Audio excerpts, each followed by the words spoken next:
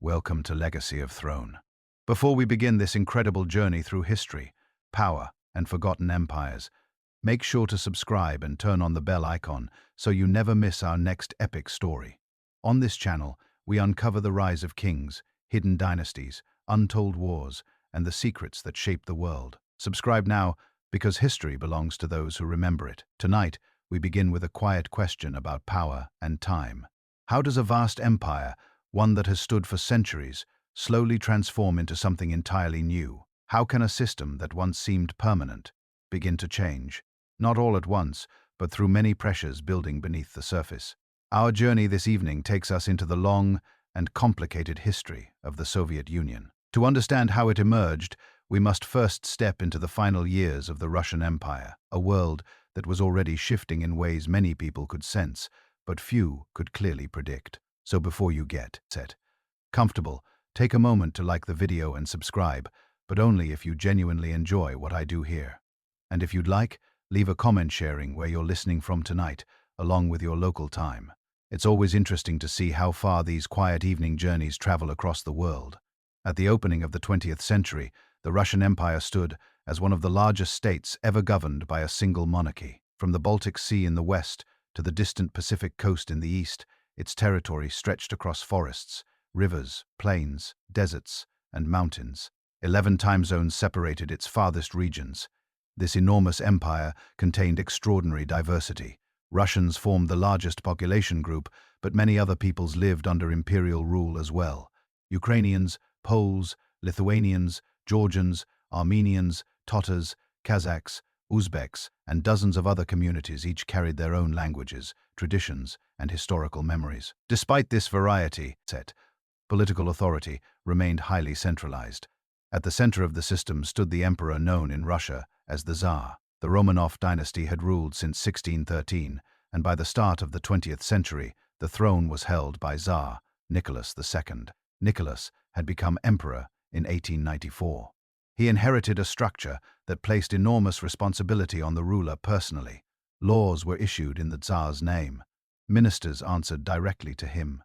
The army swore loyalty to the crown. The imperial bureaucracy managed administration across a territory that was difficult even to imagine in its full scale. For generations, this system had functioned through tradition and loyalty. Yet by the early 1900s, Russia was entering a period of rapid change that challenged the assumptions on which that structure rested. Railways expanded across the empire during the late 19th century.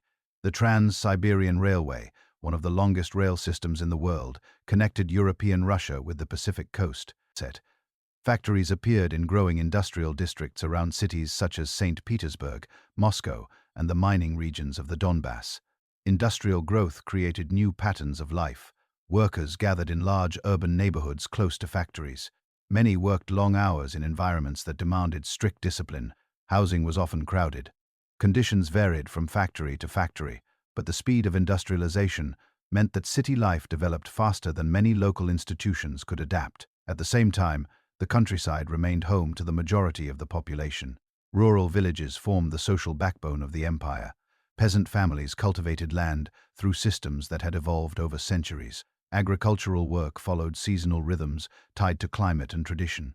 This contrast between rapidly expanding cities and traditional rural life created tensions that would gradually become more visible. Urban workers developed shared experiences inside factories and workshops.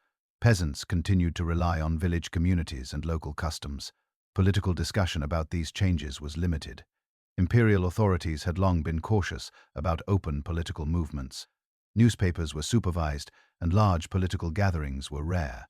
Still, new ideas moved quietly through universities, reading circles, and intellectual communities across Europe. During this period, discussions about government, economic organization, and social equality were becoming more common. Russian thinkers studied these debates and adapted them to their own circumstances. Some believed the Russian Empire should gradually move toward constitutional government, where laws would be created through representative institutions rather than imperial decree alone.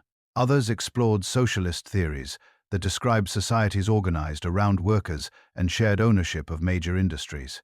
These ideas circulated among students, writers, and activists who gathered in discussion. groups across cities and university towns. Because open political organizing remained restricted, many of these conversations occurred in small private meetings or in publications that moved discreetly among readers. Different movements began forming during these years. Some groups focused on political reform through legal channels where possible. Others concluded that the existing imperial structure would resist reform indefinitely. For those individuals, change appeared possible only through revolutionary transformation. By the early 20th century, several revolutionary organizations had already taken shape. One group, known as the Socialist Revolutionary Party, focused strongly on peasant concerns and rural political traditions. Another movement, influenced by the writings of Karl Marx, organized around the idea that industrial workers could eventually lead social change. Within this Marxist movement, an organization called the Russian Social Democratic Labour Party began to form networks among workers and intellectuals. Over time, internal disagreements about strategy divided the party into two factions. One faction came to be known as the Bolsheviks, a name that roughly translates to majority. The other group became known as the Mensheviks, meaning minority. The differences between them concerned how revolutionary change should develop and how political organization should operate. These debates would later become important, though at the time they were still confined to relatively small political circles. Meanwhile, everyday life continued across the empire. Markets opened in town squares. River barges carried grain along the Volga. Students attended lectures in university halls. Soldiers trained in barracks scattered across distant regions. From a distance, the empire appeared stable. The imperial court functioned according to established ceremony. Ministries issued administrative orders. Railways connected distant provinces to the capital. Yet beneath this outward order, pressures were quietly building. Industrial workers had begun organizing strikes in several cities during the late 19th century. Peasant communities occasionally protested local land arrangements. Intellectuals wrote essays discussing the future direction of Russian society. These developments did not yet form a single movement. Instead, they existed as separate strands of dissatisfaction and expectation moving through different parts of society. At the same time, international events also began affecting Russia's position in the world. European powers competed for influence across continents. Military alliances and diplomatic rivalries shaped international politics during these years. Russia participated in this system as one of the major imperial powers. Its army was large and its territory extensive. Yet the complexity of governing such a vast state placed constant strain on administration, infrastructure, and political decision-making. Inside the imperial government, officials attempted to manage modernization while maintaining traditional authority. Some supported cautious reforms that might stabilize society. Others believed preserving the established structure remained the safest path. Tsar Nicholas II himself believed strongly in the traditional role of the monarchy. He saw the crown as both a political and moral institution that held the empire together. From his perspective, maintaining the authority of the throne was essential for national stability. Many of his advisors agreed. They worried that rapid political reform might weaken the government's ability to manage such a large and diverse territory. Yet, the world surrounding the Russian Empire was already changing. Industrial economies expanded across Europe and North America.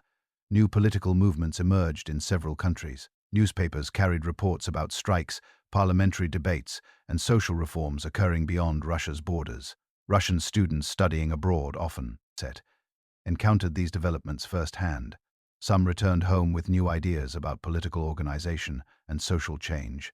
Gradually, the gap between traditional imperial governance and the expectations of certain social groups became more noticeable. Still, change moved slowly.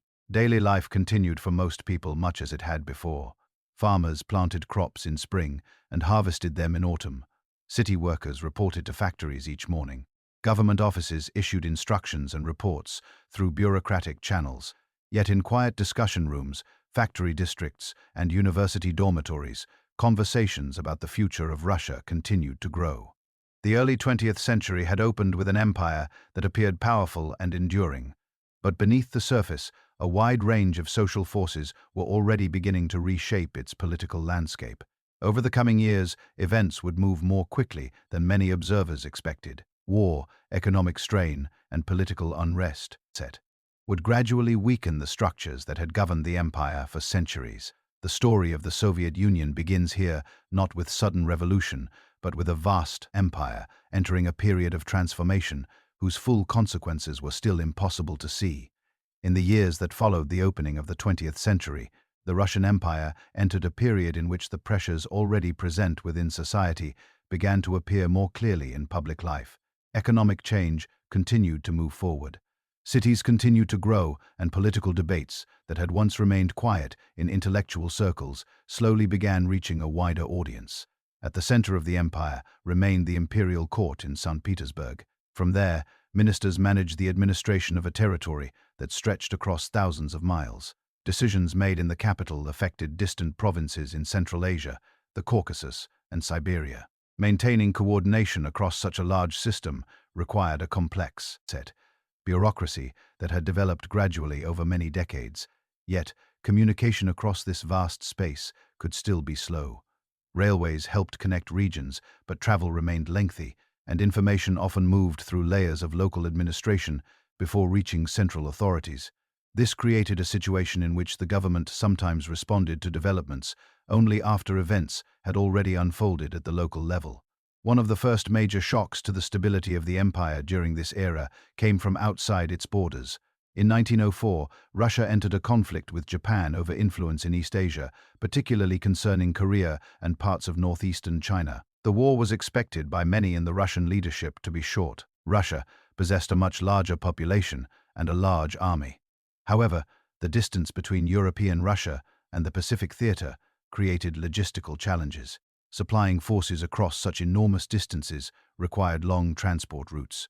Japan, by contrast, fought closer to its own territory and had been modernizing its military structure for several decades.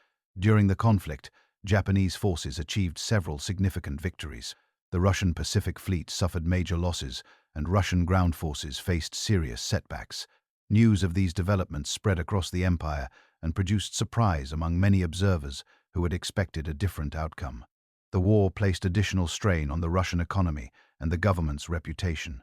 By 1905, public dissatisfaction was becoming increasingly visible in several major cities. In January of that year, a large group of workers in St. Petersburg organized a peaceful march toward the Winter Palace.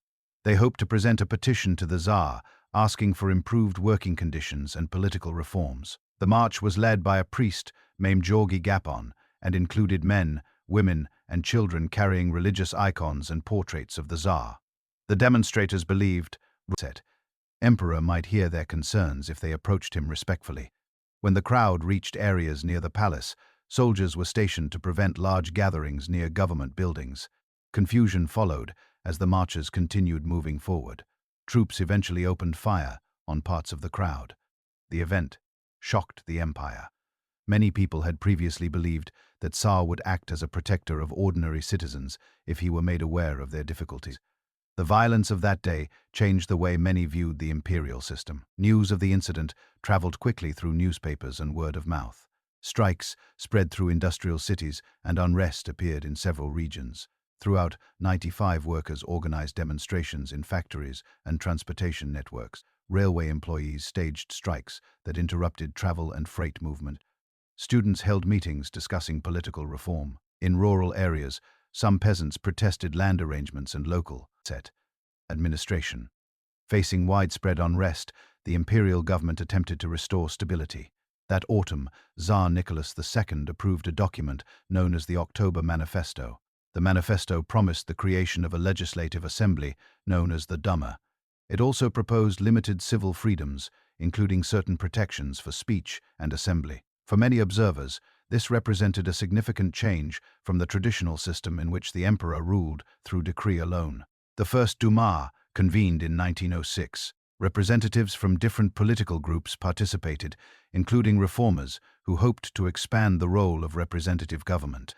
However, the relationship between the new assembly and the imperial government proved difficult from the beginning. The Tsar retained significant authority, including the power to dissolve the Duma. When disagreements arose between reform-minded deputies and the government, several early assemblies were dismissed after relatively short sessions.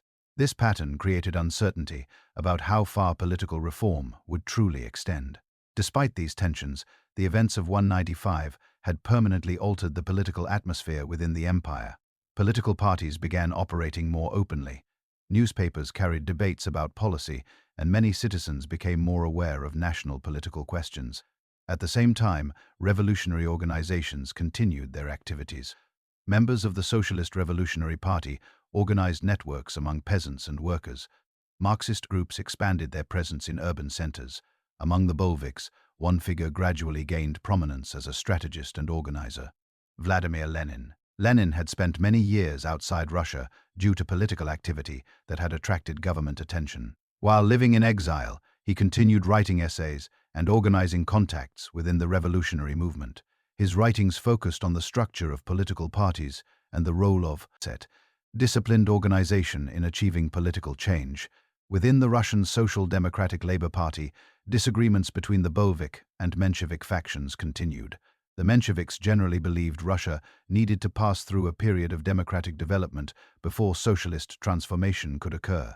The Bolsheviks, under Lenin's leadership, argued that a tightly organized revolutionary party could guide events more directly.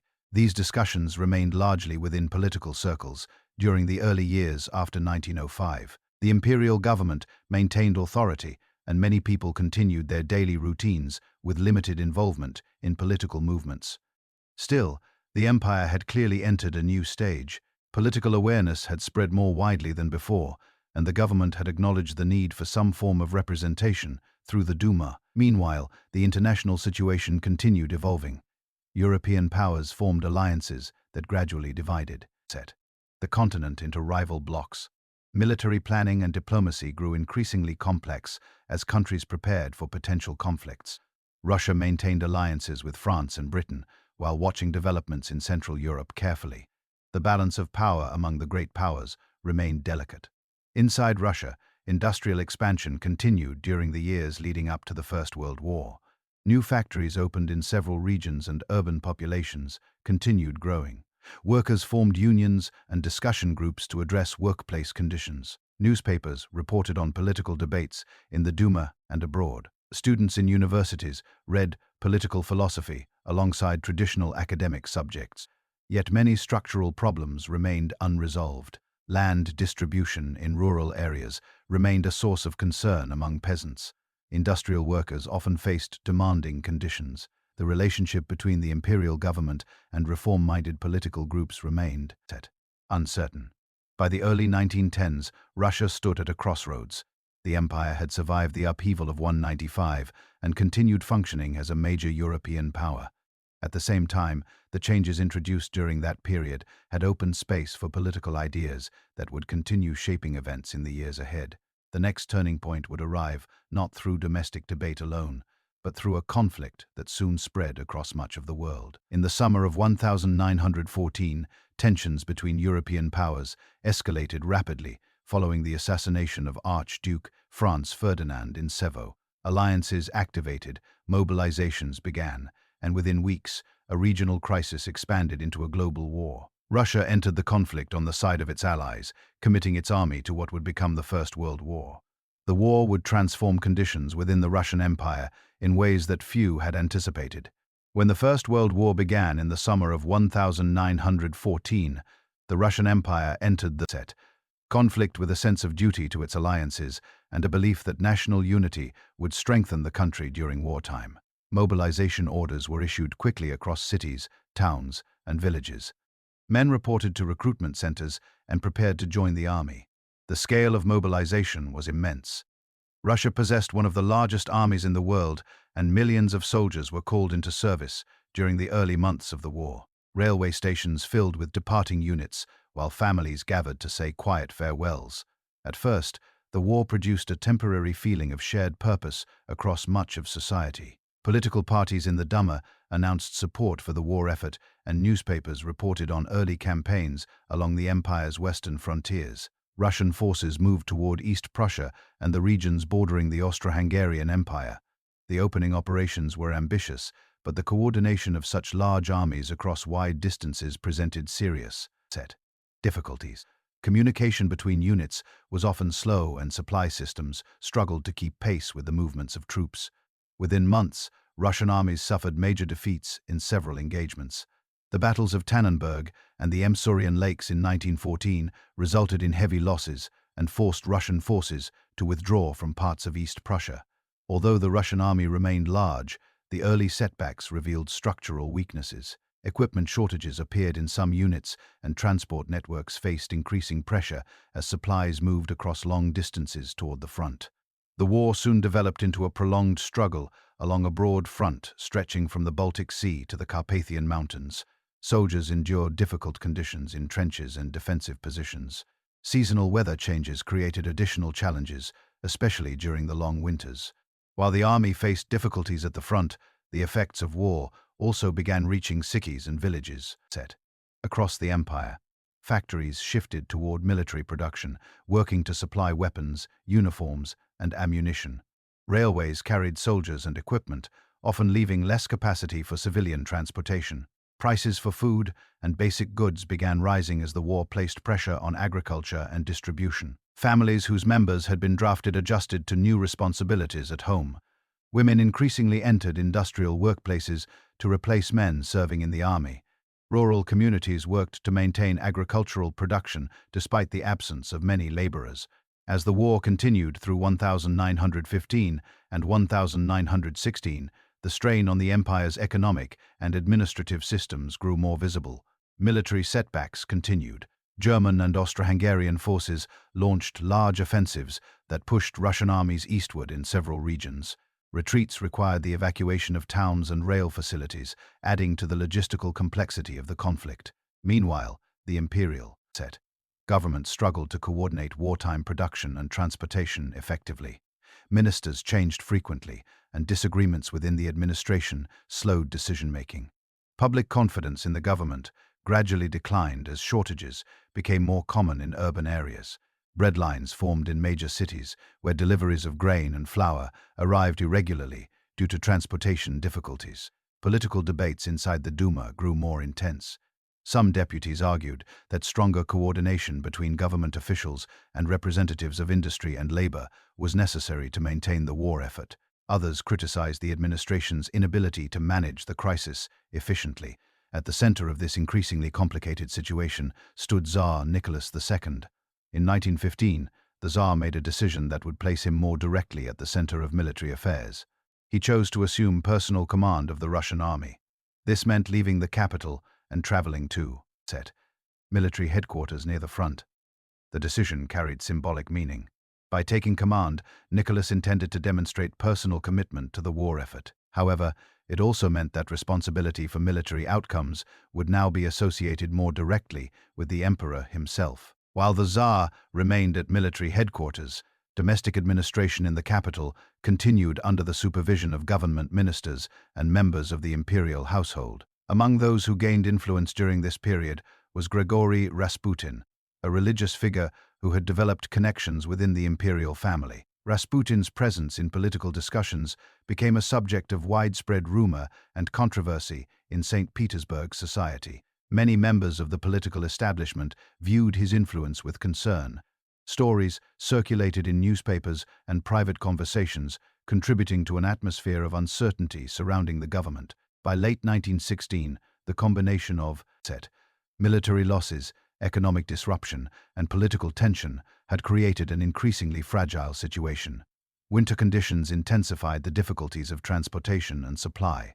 Food deliveries to cities became less predictable. Workers in several industrial centers began organizing strikes over wages and living conditions. In February 1917, demonstrations began appearing in the capital, which by then had been renamed Petrograd. The protests initially focused on bread shortages and working conditions. Crowds gathered in the streets and workers from large factories joined the demonstrations. Over several days, the number of participants increased significantly. Public transportation stopped as workers left their jobs to join the gatherings. Local authorities attempted to restore order, but the scale of the demonstrations made control difficult. Soldiers stationed in the city were instructed to maintain security. In several cases, however, units hesitated to confront large crowds of civilians. Some soldiers eventually joined the demonstrators rather than dispersing them. As the protests expanded, Political leaders inside the Duma began meeting to discuss how to stabilize the situation. Many concluded that the existing government had lost the ability to manage the crisis. Meanwhile, Tsar Nicholas II remained away from Petrograd at military headquarters. Communication between the capital and the emperor became increasingly urgent as events unfolded rapidly. By early March 1917, several key political and military figures advised the Tsar that maintaining the current system might no longer be possible. After consultations with advisors and commanders, Nicholas II made the decision to abdicate the throne. His abdication ended more than 3 centuries of Roman rule. The imperial system that had governed the Russian Empire for generations had come to an abrupt conclusion. In the days that followed, a new authority known as the Provisional Government took responsibility for national administration. Its members were drawn from political groups that had previously participated in the Duma. Their immediate task was to restore order, continue the war effort alongside Russia's allies, and prepare for the creation of a more representative political system. At the same time, another body began emerging alongside the provisional government. Workers and soldiers in Petrograd formed councils known as Soviets. These assemblies represented groups of workers, soldiers, and local communities who wished to participate directly in political decisions. The existence of both the provisional government and the Soviets created a situation in which authority was shared between 2 different centers of power. This arrangement would become known as a period of dual power across the country. People watched closely as these new institutions began shaping the next phase of Russian history. For revolutionary groups that had spent years organizing quietly, the collapse of imperial rule opened a new and uncertain opportunity. Among those observing these developments from abroad was Vladimir Lenin. In exile in Switzerland, Lenin followed reports from Russia with intense interest. He understood that the sudden fall of the monarchy had created a rare moment in which political structures were rapidly changing. Soon, arrangements would be made for his return to Russia. That journey would soon place him directly inside the unfolding events that would determine the future of the country. The collapse of the Romanov monarchy in March 1917 created a political landscape unlike anything Russia had experienced before. Authority that had once been concentrated in the imperial court now passed into new institutions that were still defining their responsibilities and their relationship to the public. The provisional government assumed formal control of state administration. Its members were largely drawn from moderate political parties that had previously participated in the Duma. Many believe the moment had arrived to guide Russia toward a constitutional and representative political system similar to those developing elsewhere in Europe. At the same time, another set of institutions continued growing in influence. Workers, soldiers, and citizens in Petrograd had organized councils known as Soviets. These assemblies represented local groups and often held strong influence among factory workers and military units stationed in the capital. The existence of both the provisional government and the Petrograd Soviet produced an unusual arrangement. Each body claimed legitimacy in different ways. The provisional government held formal administrative authority and international recognition, while the Soviets held considerable influence among the population that had participated directly in the revolution. In practice, decisions often required cooperation between the two. During the early weeks after the monarchy's fall, the provisional government issued several reforms intended to signal a new political direction. Restrictions on speech and assembly were relaxed. Political prisoners were released from jails and places of exile. Newspapers began publishing a wide range of viewpoints. These changes created an atmosphere of openness that had rarely existed in the empire before. Political parties that had once operated quietly now organized meetings in public halls and city squares. Workers gathered in factory committees to discuss workplace conditions and political questions. Soldiers in barracks debated the future of the war and their role in national affairs. Yet, even as this new political energy spread through society, several difficult questions remained unresolved. The most urgent concerned the war. Russia was still engaged in the First World War alongside Britain and France. The provisional government believed that honoring these alliances was necessary to maintain Russia's position among the major powers. Ministers therefore decided to continue participation in the war. For many soldiers and civilians, however, the war had already imposed years of hardship. Millions had served at the front, and many families had lost relatives during the long campaigns. Food shortages and economic strain had become common in urban areas. These conditions created disagreement about whether Russia should remain in the conflict. Another unresolved issue concerned land ownership. In rural regions, peasants had long hoped for reforms that would redistribute large estates among village communities. The provisional government preferred to postpone major decisions on land until a national assembly could meet to write a new constitution. This delay frustrated many peasants who believed the revolution had already created an opportunity for change. While these debates continued across Russia, news arrived in April 1917 that a well-known revolutionary figure was returning to Petrograd after years in exile. Vladimir Lenin traveled across Europe in a sealed railway carriage arranged with the assistance of German authorities. Germany, which was at war with Russia, expected that revolutionary activity inside Russia might weaken its opponent. When Lenin arrived at Finland Station in Petrograd, he was greeted by supporters and curious observers. His return quickly became a topic of discussion among political activists. Within days, Lenin presented a set of proposals that later became known as the April Thesis. In these statements, he argued that the revolution had entered a new stage. According to Lenin, the provisional government represented interests that would prevent deeper social transformation. He called for power to pass to the Soviets, which he believed represented workers and soldiers more directly. He also proposed that Russia withdraw from the war and begin redistributing land to peasant communities. These positions differed sharply from the policies of the provisional government and even from some other socialist groups who believed the country first needed a period of democratic development before more radical changes. Inside the Bolshevik Party itself, Lenin's proposals generated debate. Some members initially believed his ideas moved too quickly, given the uncertain situation. Over time, however, Lenin's arguments began gaining support among workers and soldiers who had grown increasingly frustrated with the continuation of the war and the slow pace of reform. Throughout the spring and summer of 1917, Russia experienced a period of intense political activity. Newspapers printed competing programs for the country's future. Public meetings filled theaters and factories. Political speeches became common in urban districts. The provisional government attempted to stabilize the situation by continuing administrative reforms and organizing preparations for elections to a constituent assembly that would draft a permanent constitution. Yet, maintaining stability proved difficult. In June 1917, Russian military leaders launched a major offensive against Austro-Hungarian forces along the front. The operation was intended to demonstrate that the Russian army remained capable of coordinated action. Initially, the offensive achieved limited success.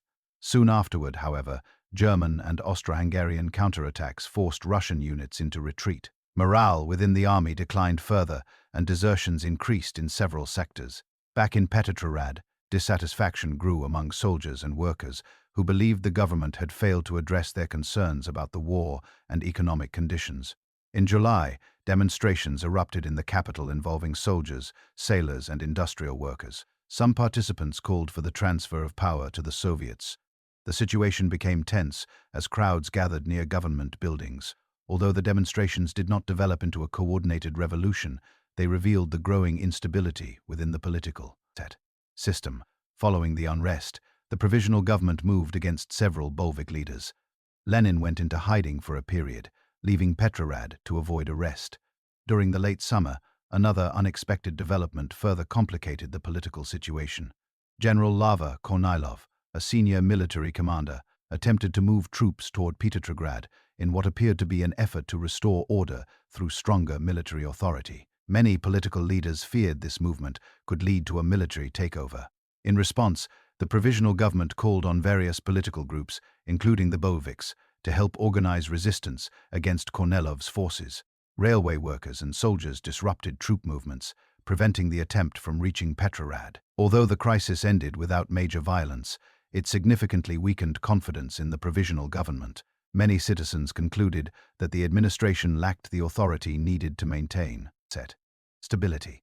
At the same time, the Bolsheviks gained increasing support among workers and soldiers in major cities. By early autumn of 1917, the Bolshevik Party had secured majorities in several key Soviets, including those in Petrograd and Moscow. Within these councils, discussions increasingly focused on whether power should pass fully into the hands of the Soviets. Lenin, still operating cautiously due to the earlier charges against him, began urging Bolshevik leaders to prepare for decisive action. He argued that the moment had arrived when the provisional government had lost public confidence and the Soviets could assume leadership of the country. Within the Bolshevik leadership, discussions took place about timing and strategy. Some members believed the situation required further preparation. Others agreed with Lenin that delay might allow opposing forces to reorganize. As October approached, these debates continued behind closed doors, while daily life in Petrograd moved forward under a growing sense of uncertainty. Factories continued operating, though strikes occurred in some sectors. Soldiers stationed in the city attended meetings discussing political developments. Newspapers carried reports about debates within the government and the Soviets. Most residents of the capital could sense that another turning point was approaching. By the autumn of 1917, the political balance inside Russia had shifted steadily. The provisional government continued to function formally as the country's administration. Yet, its authority had become increasingly uncertain. Many of the promises made earlier in the year, especially those concerning land reform, economic stability, and the war, remained unresolved. Meanwhile, the Soviets had grown into influential political bodies in several major cities. Workers, soldiers, and local activists used these councils to debate policies and coordinate activity across factories and military units. Their meetings were often crowded and energetic, reflecting the heightened political awareness spreading through society. Within the Petrograd Soviet, the Bolshevik Party had gradually gained a strong position. By September 1917, Bolshevik representatives held a majority of seats in the council. This shift reflected growing support among factory workers and soldiers who had become frustrated with the direction of the provisional government. During this period, Vladimir Lenin remained outside Petrograd for safety, but he continued communicating with Bolshevik leaders in the city. From his temporary locations, he wrote a series of letters urging the party to prepare for a decisive transfer of power. Lenin believed the political moment was temporary. If the Bolsheviks waited too long, he warned, other political forces might regain control and prevent the Soviets from assuming authority.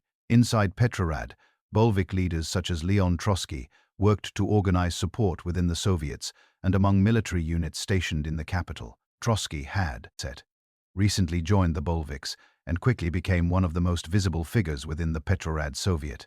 In October, the Soviet established a body called the Military Revolutionary Committee. Officially, the committee's purpose was to coordinate defense of the capital in case of threats from outside forces.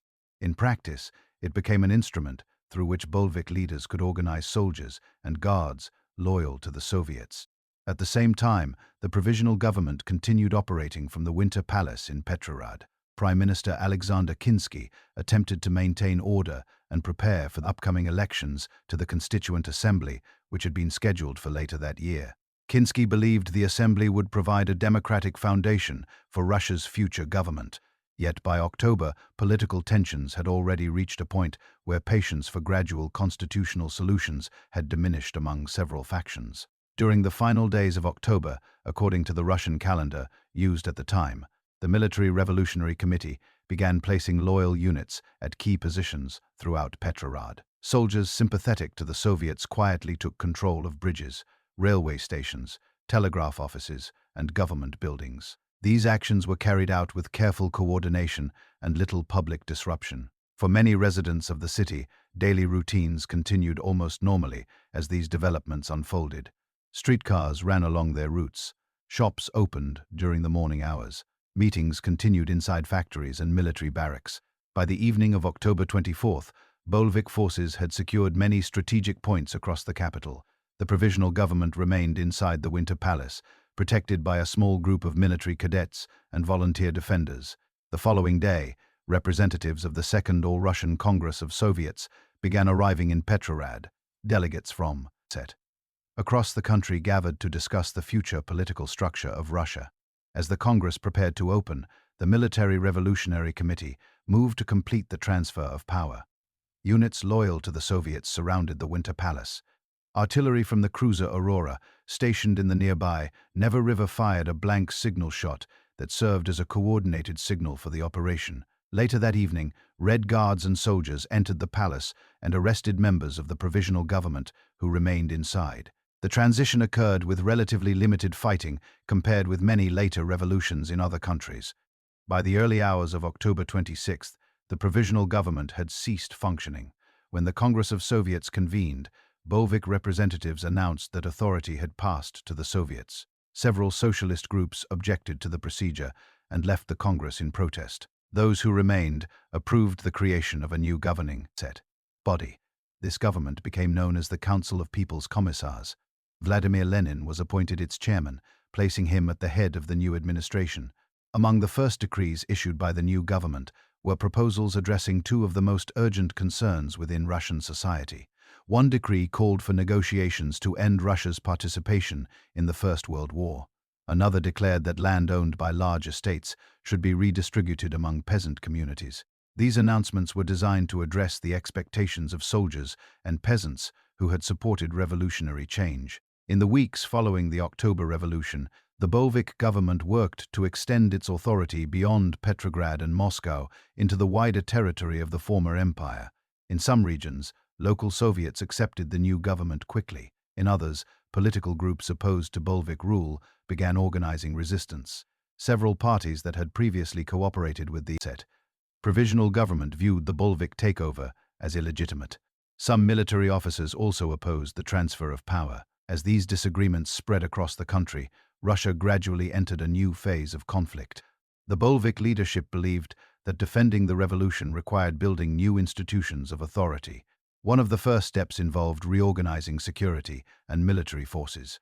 A new organization known as the Red Army began forming under the leadership of Leon Trotsky.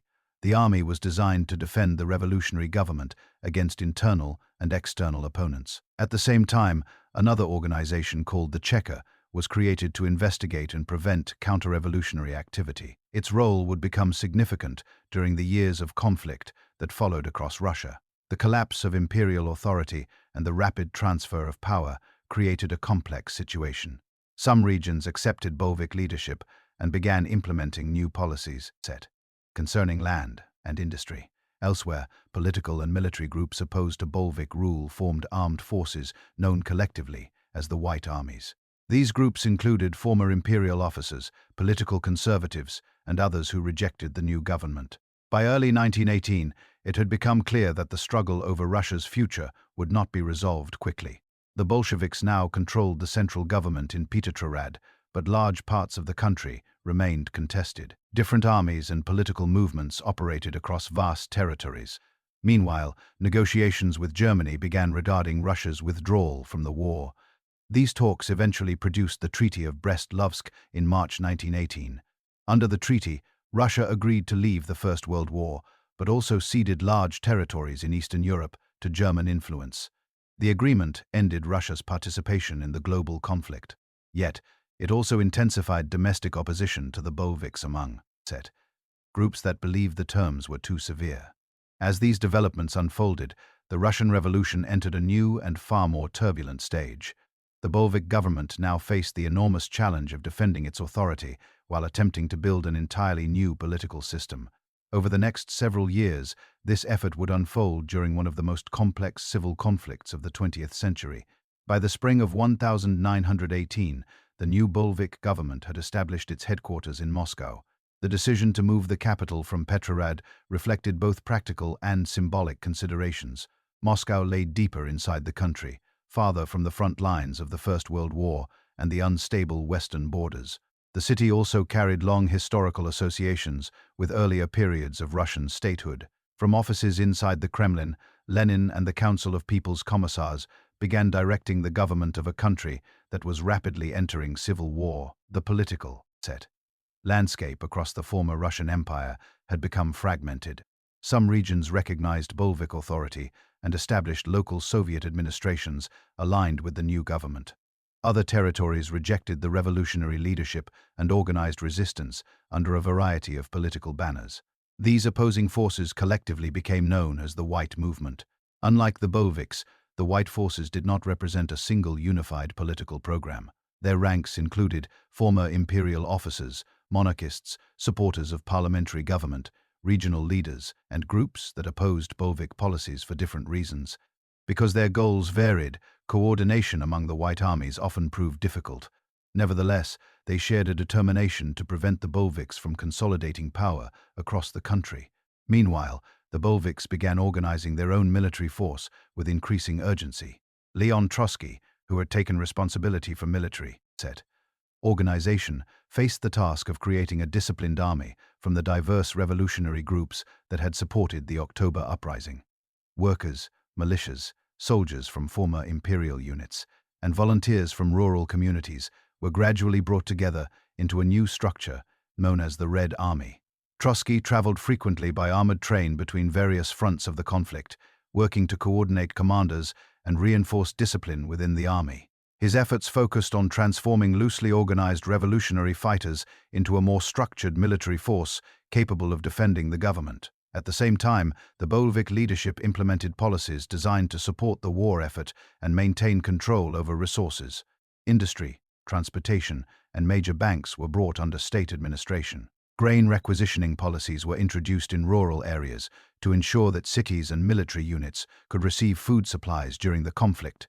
These measures, later known collectively as war communism, reflected the extreme circumstances of the Civil War period.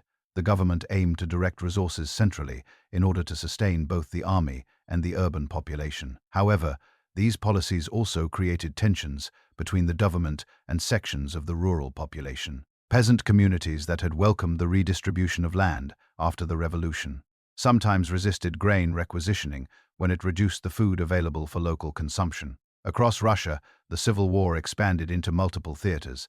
In the south, white forces organized under commanders such as General Anton Denkin and later General Pietangel. These armies advanced northward from regions near the Black Sea.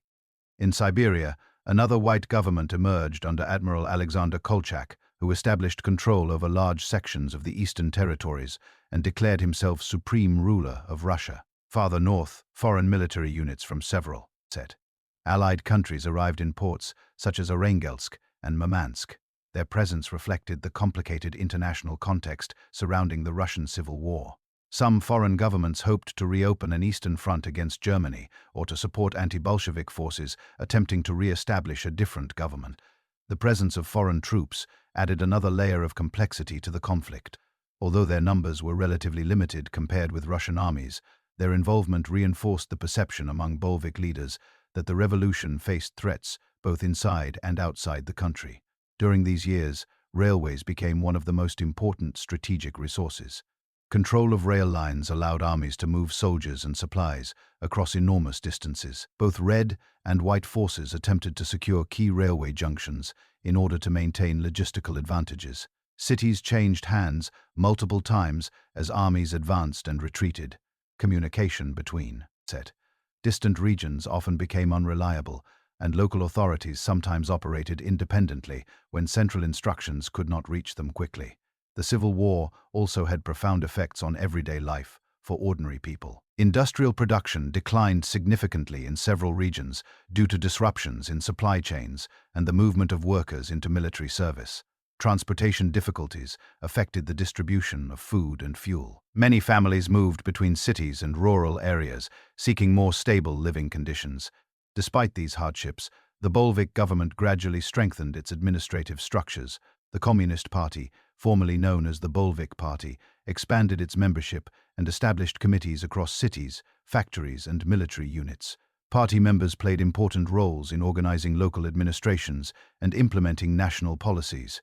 The Cheka, created shortly after the revolution, continued operating as a security organization responsible for investigating counter-revolutionary activity.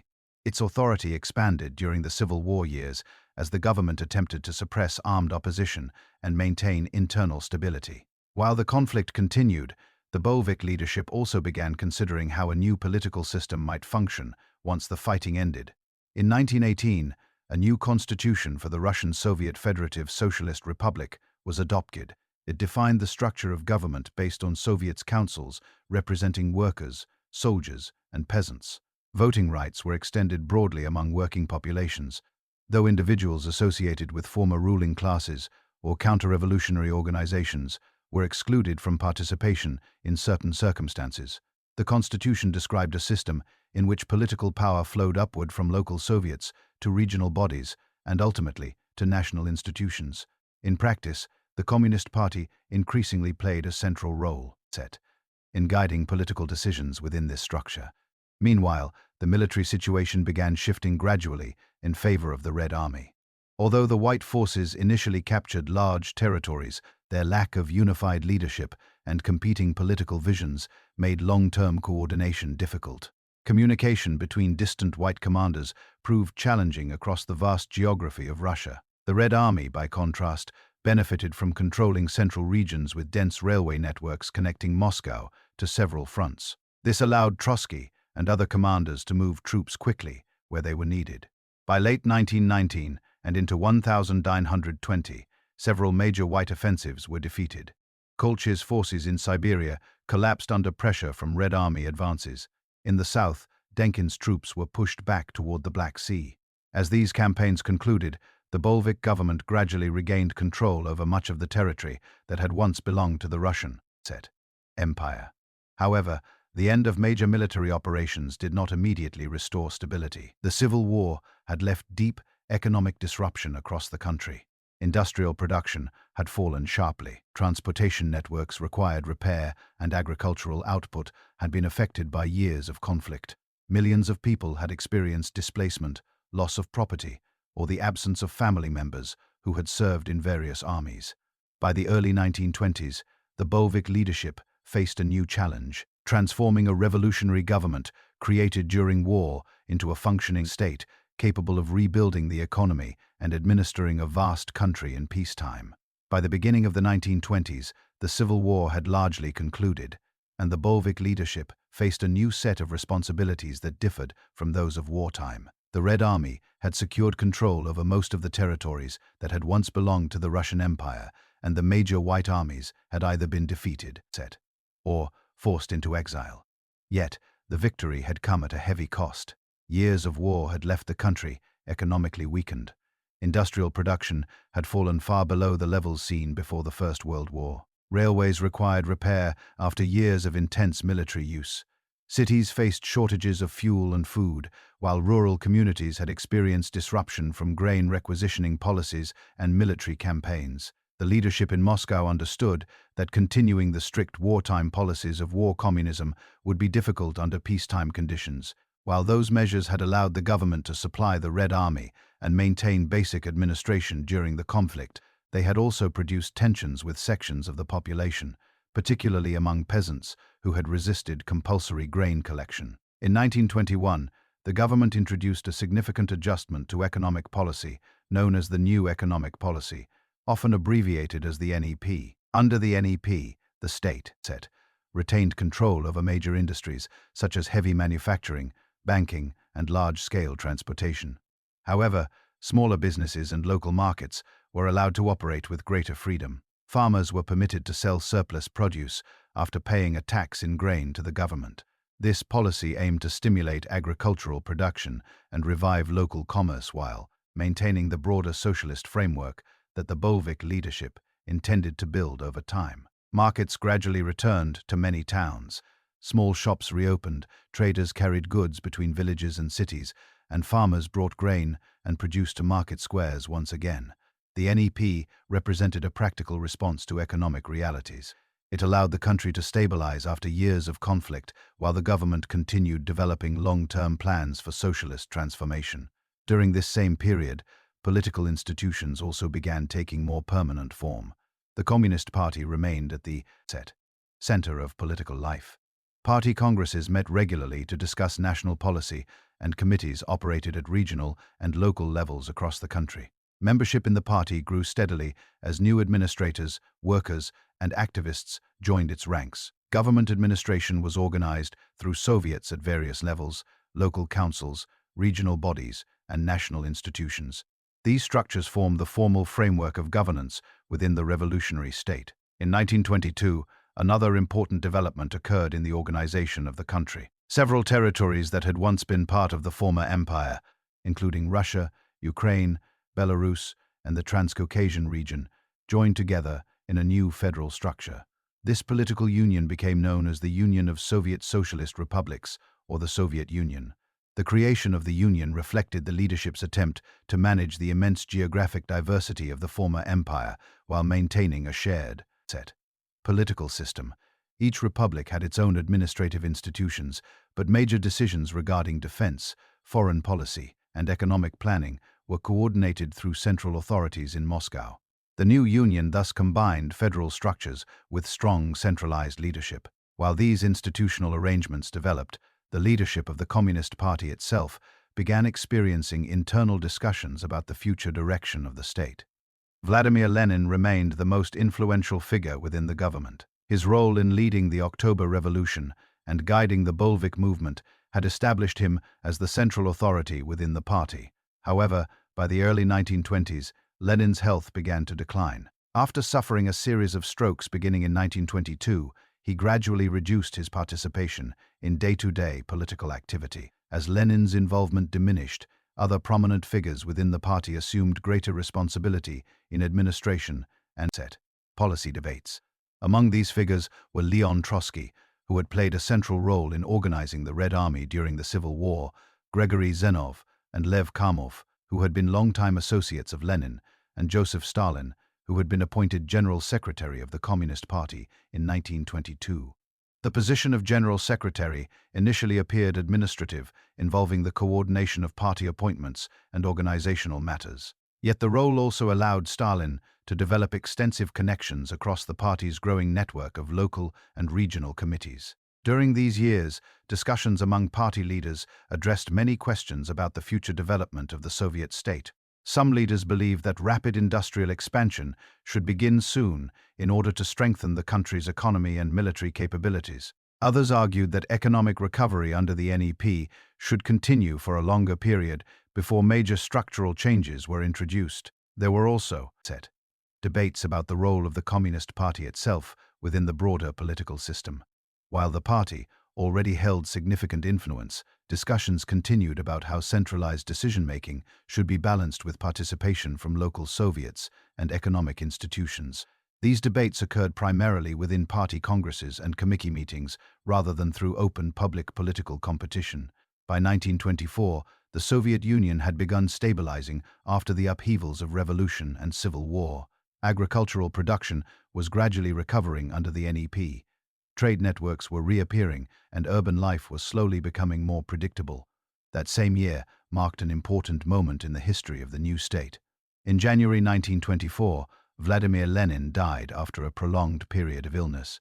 His death created a significant turning point within the Communist Party. Lenin had served as the central figure whose authority had helped guide decisions during the revolutionary years. Without him, the leadership structure became less clearly defined. A group of prominent leaders continued governing collectively, while discussions about future policy directions intensified. Joseph Stalin, in his role as General Secretary, oversaw the administrative operations of the party apparatus. Leon Trotsky remained a respected revolutionary figure associated with the Red Army and the intellectual foundations of the movement. Other leaders, such as Zenov Kamv and Nikolai Bukharin, also held influential positions within party institutions during the years following Lenin's death. These figures engaged in ongoing debates about economic policy, international strategy, and the organization of the Communist Party itself. While these discussions unfolded within party congresses and committee meetings, the broader Soviet population focused largely on rebuilding daily life after years of disruption. Factories resumed production with greater regularity. Schools reopened in many communities. Transportation networks were repaired and expanded. New cultural institutions also began appearing across the Soviet Union. The government encouraged literacy campaigns, public education, and the creation of theaters, libraries, and workers' clubs designed to promote cultural participation among citizens. Artists, writers, and filmmakers experimented with new forms of expression that reflected the social transformations of the revolutionary era. By the middle of the 1920s, the Soviet Union had entered a period of cautious recovery. Yet beneath this surface stability, the question of leadership within the Communist Party remained unresolved. After Lenin's death in 1924, the Soviet Union entered a period in which leadership within the Communist Party gradually shifted through a series of internal debates and organizational changes. The country itself was stabilizing after the years of revolution and civil war, yet the direction of its future development remained open to set discussion among the party's leading figures. At the center of these discussions were several individuals who had played important roles during the revolutionary period. Leon Trotsky remained widely known for his leadership in organizing the Red Army during the Civil War. Grigory Zenov and Lev Kamov had long-standing connections with Lenin and held significant influence in the party's political structures. Nikolai Bukharin had gained recognition as a theorist who supported the continuation of the new economic policy. Joseph Stalin, serving as General Secretary, occupied a different kind of position. His responsibilities focused on the internal administration of the Communist Party. This role involved supervising the appointment of party officials, coordinating communications between regional committees, and maintaining records of membership and organization. Although the position initially appeared technical rather than political, it gradually allowed Stalin to build a wide network of relationships across the party's expanding structure. As the Soviet Union grew larger and more complex, the party apparatus became increasingly important in managing local and regional administration. During the mid-1920s, discussions among party leaders focused on several major issues. One concerned the pace of economic development. The new economic policy had restored a degree of stability after the Civil War by allowing limited private trade and market activity.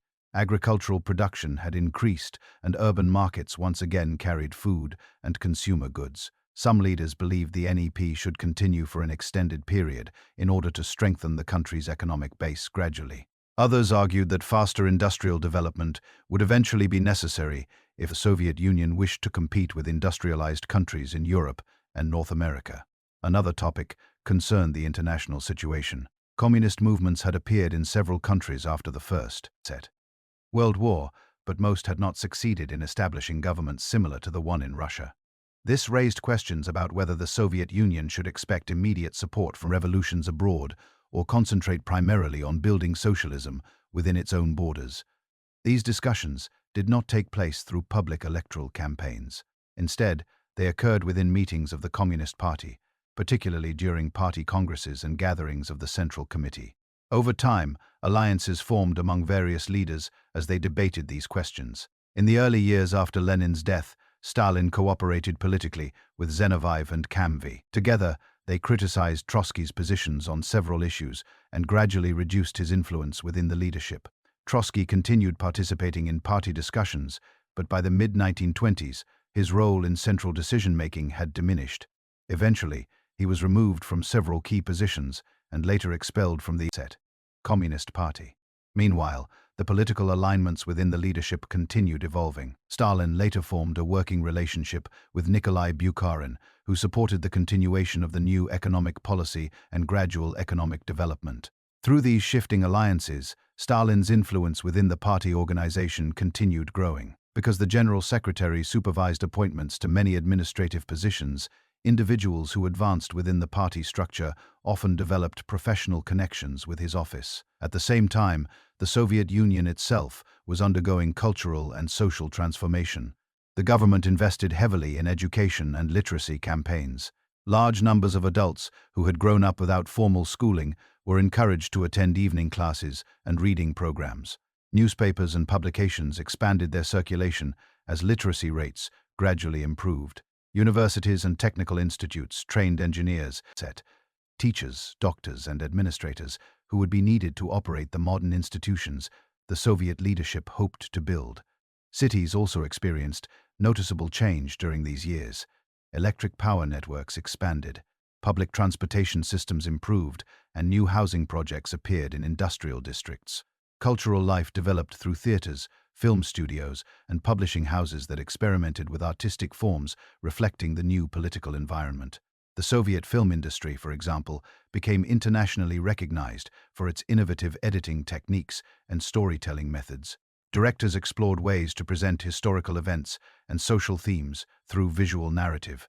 Meanwhile, agricultural communities continued operating under the framework established by the NEP. Peasant families cultivated land that had been redistributed after the revolution, selling part of their harvest in local markets once they had fulfilled tax obligations to the state. Although the countryside remained economically modest, many villages had regained a degree of stability compared with the Civil War period. By the late 1920s, however, the leadership of the Communist Party began reconsidering whether the existing economic structure would be sufficient for the country's long-term development. Industrial production had improved since the early 1920s, yet it still lagged behind the levels seen in more industrialized nations. Many party leaders believed that the Soviet Union would eventually need a stronger industrial base in order to ensure economic independence and national security. These discussions increasingly emphasized the importance of large-scale planning in the economy. Around this time, Stalin's position within the party had become firmly established. His influence over the administrative network of party organizations allowed him to guide discussions within the Central Committee and shape the direction of policy debates. By the end of the decade, several of his earlier political allies had also lost influence within the leadership. Zenov and Kamov, who had once cooperated with Stalin, were removed from key roles after disagreements over policy and party organization. Through this gradual process, Stalin emerged as the dominant figure in the party's leadership structure. At the same time, new economic plans began taking shape. Party leaders concluded that the Soviet Union would embark on a period of rapid industrial development guided by national economic planning. The goal was to expand heavy industry, increase production of machinery, and strengthen the country's technological capabilities. These plans would soon be organized into a series of programs known as five-year plans. The shift marked the beginning of a new stage in Soviet history, one that would bring dramatic changes to industry, agriculture, and everyday life across the country. The policies introduced during the next decade would transform the Soviet Union. From a society recovering from revolution into a state pursuing rapid industrial modernization on a vast scale. Toward the end of the 1920s, the leadership of the Soviet Union began implementing a major transformation of the national economy. The earlier years of recovery under the new economic policy had restored a degree of stability, yet many party leaders believed the country still faced a long period of economic development before it could match the industrial capacity of other major powers. In response to this concern, the government introduced a system of centralized economic planning designed to guide industrial growth on a national scale. The first of these programs became known as the First Five-Year Plan, launched in 1928. The central idea behind the plan was that the state would coordinate production targets for major sectors of the economy. Instead of relying primarily on market forces, economic activity would be directed through national planning agencies that determined priorities for investment and development. One of the most important goals of the plan was the expansion of heavy industry. Factories producing steel, coal, machinery, and electrical equipment were considered essential for building a modern industrial economy. Large construction projects began appearing across several regions of the Soviet Union. New industrial cities emerged around major factories and mining complexes. One well-known example was Magnitogorsk, located near large iron ore deposits in the Ural Mountains. The city grew rapidly as workers arrived from many parts of the country to participate in the construction of steel plants and supporting infrastructure. Railways were expanded to connect industrial centers with sources of raw materials. Power stations were built to provide electricity for factories and urban districts. Engineers and technicians worked to design machines capable of operating in large-scale production environments. The government encouraged young workers and students to participate in these projects. Newspapers and public meetings often highlighted the importance of industrial development for the country's future independence and strength. While industry expanded quickly during these years, another major transformation was taking place in agriculture. Under the earlier new economic policy, peasants had cultivated land largely through individual family farms. Agricultural produce could be sold in local markets after taxes were paid to the state. However, many leaders within the Communist Party believed that agriculture needed to be reorganized in order to support the country's growing urban population and expanding industrial workforce. The government therefore introduced a policy known as collectivization. Collectivization involved combining individual farms into larger cooperative agricultural units called collective farms or kolkhozes. In these farms, land, equipment, and livestock were managed collectively rather than by individual families. Another type of agricultural unit, known as the state farm or sovos, was operated. directly by government authorities and employed agricultural workers as state employees. The goal of collectivization was to increase agricultural productivity through larger-scale farming methods and improved coordination between rural production and national economic planning. In practice, the process unfolded unevenly across different regions. In some villages, collective farms formed gradually through local agreements among peasants who believed cooperation might improve efficiency. In other areas, the transition occurred more quickly under pressure from government campaigns encouraging collectivization. These campaigns also included efforts to modernize agricultural techniques. Tractors and other machinery were introduced through machine tractor stations that served groups of collective farms. Agricultural specialists trained farmers in new cultivation methods designed to increase yields. The transition to collective farming changed daily life in many rural communities. Instead of working individual plots independently, villages participated in shared agricultural schedules organized by the collective farm administration. Schools, cultural centers, and medical facilities gradually appeared in some rural areas as part of broader efforts to modernize village life. At the same time, the rapid pace of change created tensions in certain regions. Adjusting long-standing farming practices to the new collective structure required time, and not all communities adopted the system easily. Despite these challenges, collectivization continued expanding through the early 1930s as the government worked to integrate agriculture into the broader national economic plan. Meanwhile, industrial development accelerated. Large construction projects transformed landscapes across the Soviet Union. Hydroelectric dams were built along major rivers to generate power for factories and cities. Mining operations expanded in regions rich with coal, iron, and other minerals. Rail lines connected these industrial centers to ports and urban markets. Factories produced tractors, locomotives, and electrical equipment that supported both industry and agriculture. The government encouraged workers to improve productivity through campaigns that emphasized technical skill and dedication to national development. Educational institutions also expanded during this period. Technical schools trained engineers and industrial specialists who would operate new machinery and manage factory operations. Universities developed programs focused on science, engineering, and industrial management. The cultural atmosphere of the early 1930s reflected this focus on modernization. Posters, films, and literature often portrayed industrial workers, engineers, and farmers participating in the building of a new society based on modern technology and collective effort. Cities changed rapidly as well. New housing districts appeared near factories to accommodate expanding workforces. Public transportation systems expanded to connect residential areas with industrial zones. Urban populations increased as many rural residents moved to cities in search of employment in the growing industrial sector. The results of the first five-year plan were mixed but significant. Industrial output increased substantially in several key sectors, particularly in steel, coal, and machinery production. These industries form the foundation for further economic development in later years. However, the speed of change also created difficulties. Construction schedules were ambitious, and supply chains sometimes struggled to keep pace with demand. Factories occasionally faced shortages of materials or trained personnel.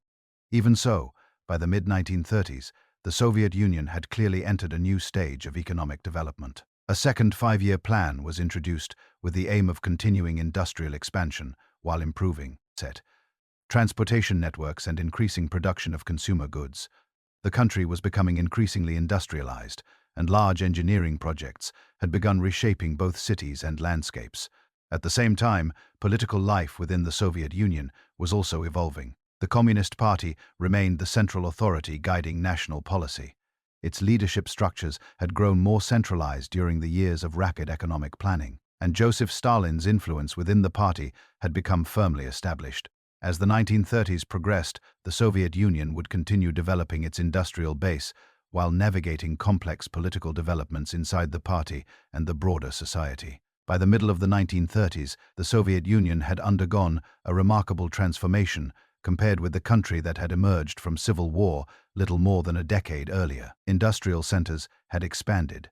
Large construction projects had altered regional economies, and new institutions had appeared across education, science, and culture. At the same time, the political structure guiding these developments had become increasingly centralized within the Communist Party.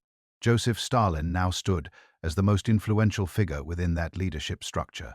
His position as General Secretary, combined with years of administrative experience inside the party apparatus, had gradually placed him at the center of political decision-making. Party congresses, central committees, and government institutions continued functioning, but Stalin's authority over appointments and policy direction had become widely recognized. During this period, the Soviet leadership also placed strong emphasis on internal political unity. The revolutionary years had been marked by numerous debates within the Communist Party about strategy, economic policy, and international affairs. By the mid-1930s, the leadership increasingly viewed internal disagreement as a potential risk to political stability. Several developments contributed to this atmosphere of caution. The Soviet Union remained aware of international tensions that were growing across Europe and Asia. Political changes in countries such as Germany, Italy, and Japan suggested that future conflicts might eventually involve multiple major powers. Within this context, Soviet leaders believed the country needed strong internal coordination to manage both economic development and national defense. It was during these years that a series of investigations and political trials took place involving members of the Communist Party and various state institutions. These events later became known collectively as the Great Purges. The investigations focused on individuals accused of participating in conspiracies against the Soviet state or the leadership of the Communist Party. Some of those accused had previously held prominent positions during the revolutionary period or the early years of the Soviet government. Public trials were held in Moscow, where several former party leaders faced charges related to alleged plots and political opposition. Newspapers reported extensively on the proceedings, and the trials attracted attention both within the Soviet Union and internationally. Alongside these trials, the government also conducted reviews of membership within the Communist Party and administrative institutions.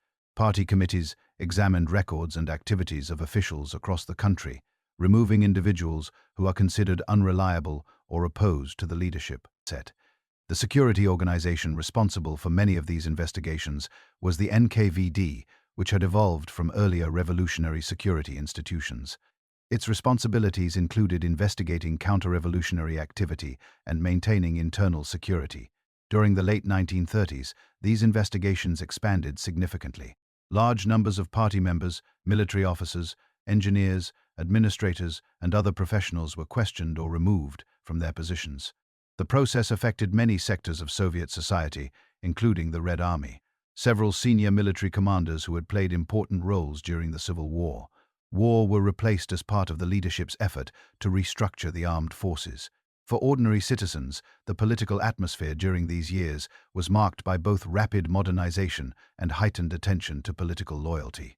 Factories continued producing machinery and industrial equipment. Construction projects moved forward, and education programs expanded across the country. At the same time, discussions about political responsibility and vigilance appeared frequently in newspapers, public meetings, and workplace gatherings. Despite the intense political climate, the broader economic transformation of the Soviet Union continued. The second five-year plan expanded many industrial sectors that had begun developing during the earlier program. Coal mines in the Donbass region increased production. Steel factories in the Urals expanded capacity. Hydroelectric stations along major rivers generated electricity for cities and industrial districts. Transportation networks also improved. New rail lines connected remote resource regions with manufacturing centers, allowing raw materials and finished goods to move more efficiently across the country. Education remained a central priority for the government. Universities trained engineers, scientists, and technicians needed for the expanding industrial economy. Schools across the Soviet republics increased literacy rates among younger generations. Scientific research institutions also grew during this period. Soviet scientists worked in fields such as physics, chemistry, aviation engineering, and agriculture. Their work contributed to technological developments that would later become important during the Second World War and the decades that followed. Cultural life developed alongside these economic and scientific changes. The Soviet film industry produced historical dramas, documentaries, and stories about industrial workers and agricultural life. Literature reflected themes of social change, industrial progress, and collective participation in building the new society. Music, theater, and visual arts also expanded through state-supported institutions that operated in many cities. By the end of the 1930s, the Soviet Union had clearly become one of the largest industrial states in Europe. Heavy industry, transportation networks, and energy production had grown dramatically compared with the country's economic condition immediately after the Civil War. At the same time, the leadership structure of the Soviet state had become firmly centralized around Stalin and the Communist Party. The international situation was also changing rapidly across Europe. Political tensions continued rising. Germany under Adolf Hitler had begun expanding its military forces and altering the balance of power established after the First World War. Diplomatic negotiations among European states attempted to manage these changes, but uncertainty remained high. In 1939, the Soviet Union signed a non-aggression pact with Germany, an agreement intended to avoid immediate conflict between the two countries, while tensions across Europe intensified. Later that same year, Germany invaded Poland, beginning the conflict that would become the Second World War. For the Soviet Union, the years of industrial expansion during the 1930s would soon prove critical. The factories, railways, and technical institutions developed during the five-year plans would become central to the country's ability to respond to the enormous challenges that lay ahead. Within 2 years, the Soviet Union would face one of the most devastating military invasions in modern history. In the early hours of the 22nd of June 1941, the political situation that had developed across Europe during the late 1930s suddenly transformed into a direct military threat to the Soviet Union. On that morning, German forces launched a large-scale invasion across the western borders of Soviet territory. The operation known as Operation Barbarossa involved millions of soldiers advancing along a front that stretched from the Baltic Sea in the north to the Black Sea in the south. The invasion represented the largest military operation in modern history. German forces, along with units from Allied countries, moved rapidly through border regions using coordinated air and ground attacks.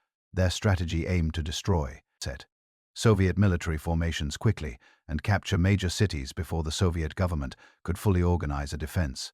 At the time of the invasion, the Soviet Union had been observing developments in Europe with increasing concern. Industrial expansion during the previous decade had strengthened the country's ability to produce military equipment, but the sudden scale and speed of the German advance still presented enormous challenges. In the first weeks of the invasion, German armored divisions advanced deep into Soviet territory. Several Soviet armies stationed near the frontier were encircled and suffered heavy losses. Communication between units became difficult as front lines shifted rapidly across large areas.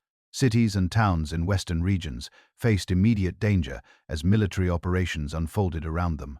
Civilians evacuated when possible, often traveling eastward by rail or road in an effort to move away from the advancing front. Despite these early setbacks, the Soviet government began organizing a nationwide response to the invasion. Factories shifted to wartime production, focusing on tanks, aircraft, artillery, and ammunition. Railway networks were used to move troops and equipment toward defensive positions. One of the most remarkable efforts during the early months of the war involved the relocation of industrial facilities. Many factories located in western regions were dismantled and transported eastward to areas beyond the Ural Mountains. There, workers reassembled the machinery and resumed production under difficult conditions. This relocation effort allowed the Soviet Union to continue manufacturing essential equipment even as large territories remained under threat.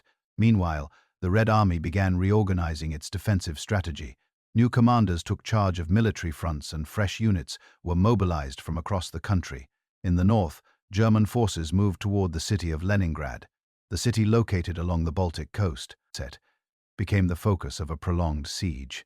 German and Finnish forces surrounded Leningrad, cutting many of its supply routes. For nearly 900 days, the city endured extreme hardship while maintaining its defense. Farther south, another major German advance moved toward Ukraine and the industrial regions of the Donbass. The agricultural and industrial resources of these territories made them strategically important.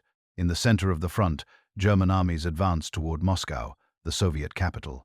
By the autumn of 1941, the front lines had approached within a relatively short distance of the city.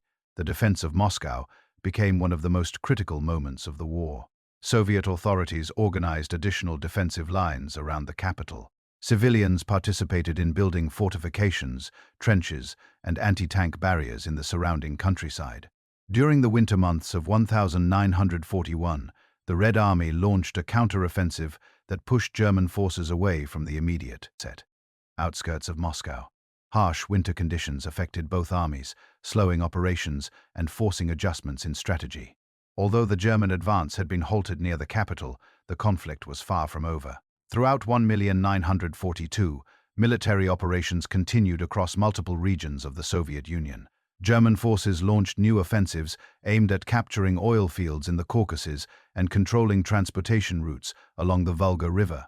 One of the most significant battles of the war unfolded in the city of Stalingrad, located on the western bank of the Vula. Beginning in the summer of 1942, German and Soviet forces fought intense battles for control of the city. Industrial buildings, residential districts, and river crossings became sites of prolonged combat. The Red Army gradually organized a defensive strategy that slowed the German advance while preparing a larger counteroffensive.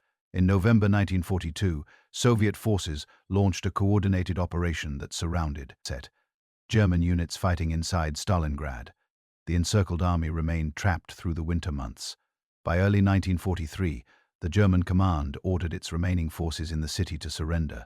The Battle of Stalingrad marked a major turning point in the war. For the first time since the invasion began, a large German army had been defeated and captured. Following this victory, the Red Army began pushing westward along several fronts. In the summer of 1943, another major confrontation occurred near the city of Kursk. This battle involved some of the largest tank engagements ever recorded. German forces attempted to break Soviet defensive lines, but Soviet commanders had prepared extensive fortifications and reserves. After intense fighting, the German offensive was halted.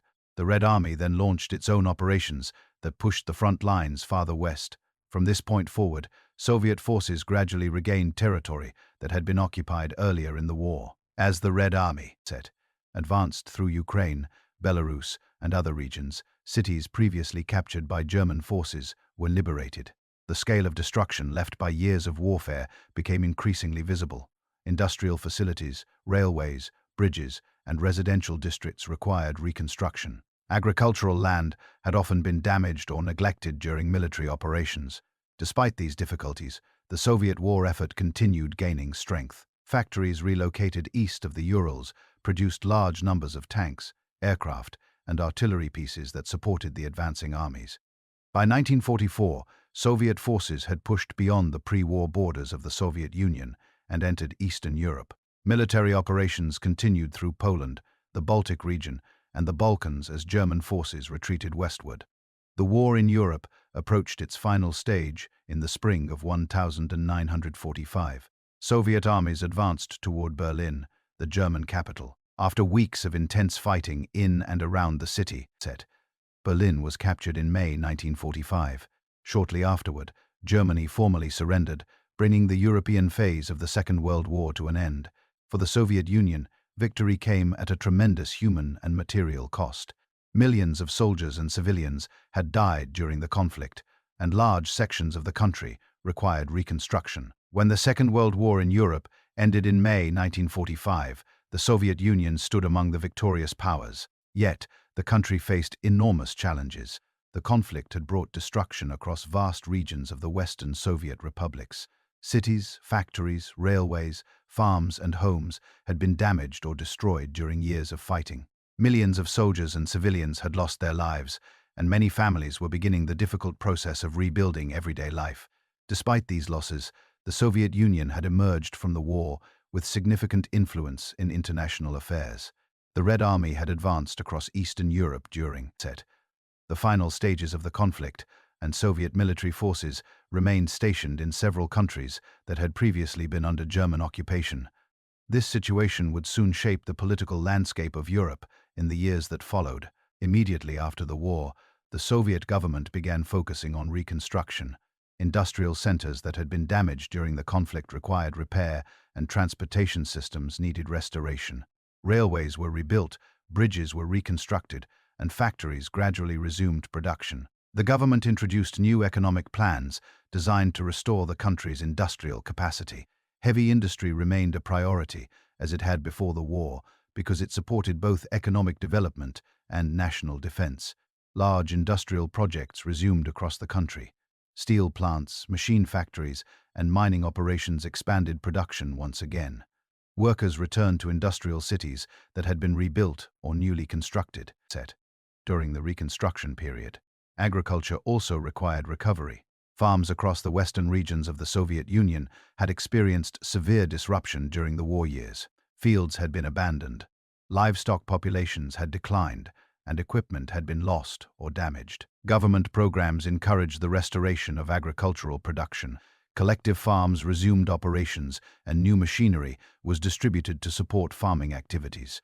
Rural communities gradually rebuilt local infrastructure, such as storage facilities, irrigation systems, and village schools. At the same time, the international position of the Soviet Union was changing. During the war, the Soviet Union had cooperated with the United States and Britain in the alliance against Nazi Germany. However, differences in political systems and long-term strategic goals soon became more visible as the immediate wartime cooperation ended. In several countries of Eastern Europe, new governments were formed after the defeat of German occupation forces. Many of these governments developed close political and economic relationships with the Soviet Union. Countries such as Poland, Hungary, Romania, Bulgaria, and Czechoslovakia established political systems that were aligned with socialist principles and maintained strong connections with Moscow. These developments created a distinct political region across Eastern Europe, where governments cooperated closely with the Soviet Union. Meanwhile, countries in Western Europe developed political and economic partnerships with the United States and other Western powers. The emerging division between these two regions gradually became known as the Cold War. Unlike earlier global conflicts, the Cold War did not involve direct large-scale fighting between the two major powers. Instead, it was characterized by political competition, military preparedness, and ideological differences between the Soviet Union and the United States, along with their respective allies. Both sides invested heavily in scientific research and technological development during this period. One of the most significant areas of competition involved nuclear technology. During the final months of the Second World War, the United States had developed and used atomic weapons. Soviet scientists and engineers worked intensively to develop similar technology. By 1949, the Soviet Union successfully tested its first atomic device. This development marked the beginning of a new phase in international relations, where both major powers possessed extremely powerful weapons. Alongside military developments, the Soviet Union continued pursuing scientific and industrial advancement. Universities expanded programs in physics, engineering, chemistry, and mathematics. Research institutes worked on projects involving aviation, energy production, and electronics. These efforts were supported by a growing network of educational institutions that trained specialists in technical fields. Cultural and educational programs also expanded during the late 1940s and early 1950s. Schools operated across the Soviet republics, and literacy rates among younger generations reached high levels compared with earlier decades. Libraries, theaters, and cultural centers appeared in many cities and towns, offering programs intended to promote participation in literature, music, and the arts. Within the Soviet leadership, Joseph Stalin remained the central political figure throughout the immediate post-war period.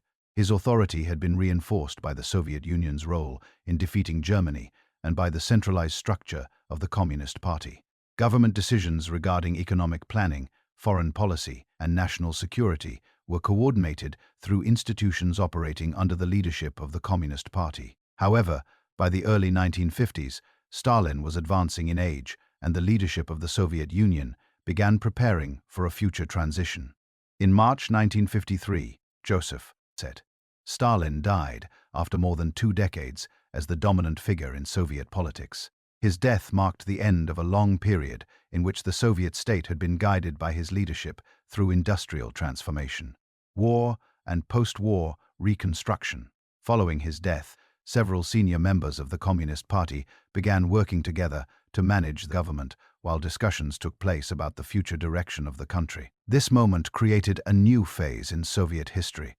The leadership that followed would attempt to guide the Soviet Union through changes in domestic policy, international relations, and technological development during the next decades of the 20th century. When Joseph Stalin died in March 1953, the Soviet Union entered a period of political adjustment. For many years, the structure of government and party leadership had operated under his dominant authority.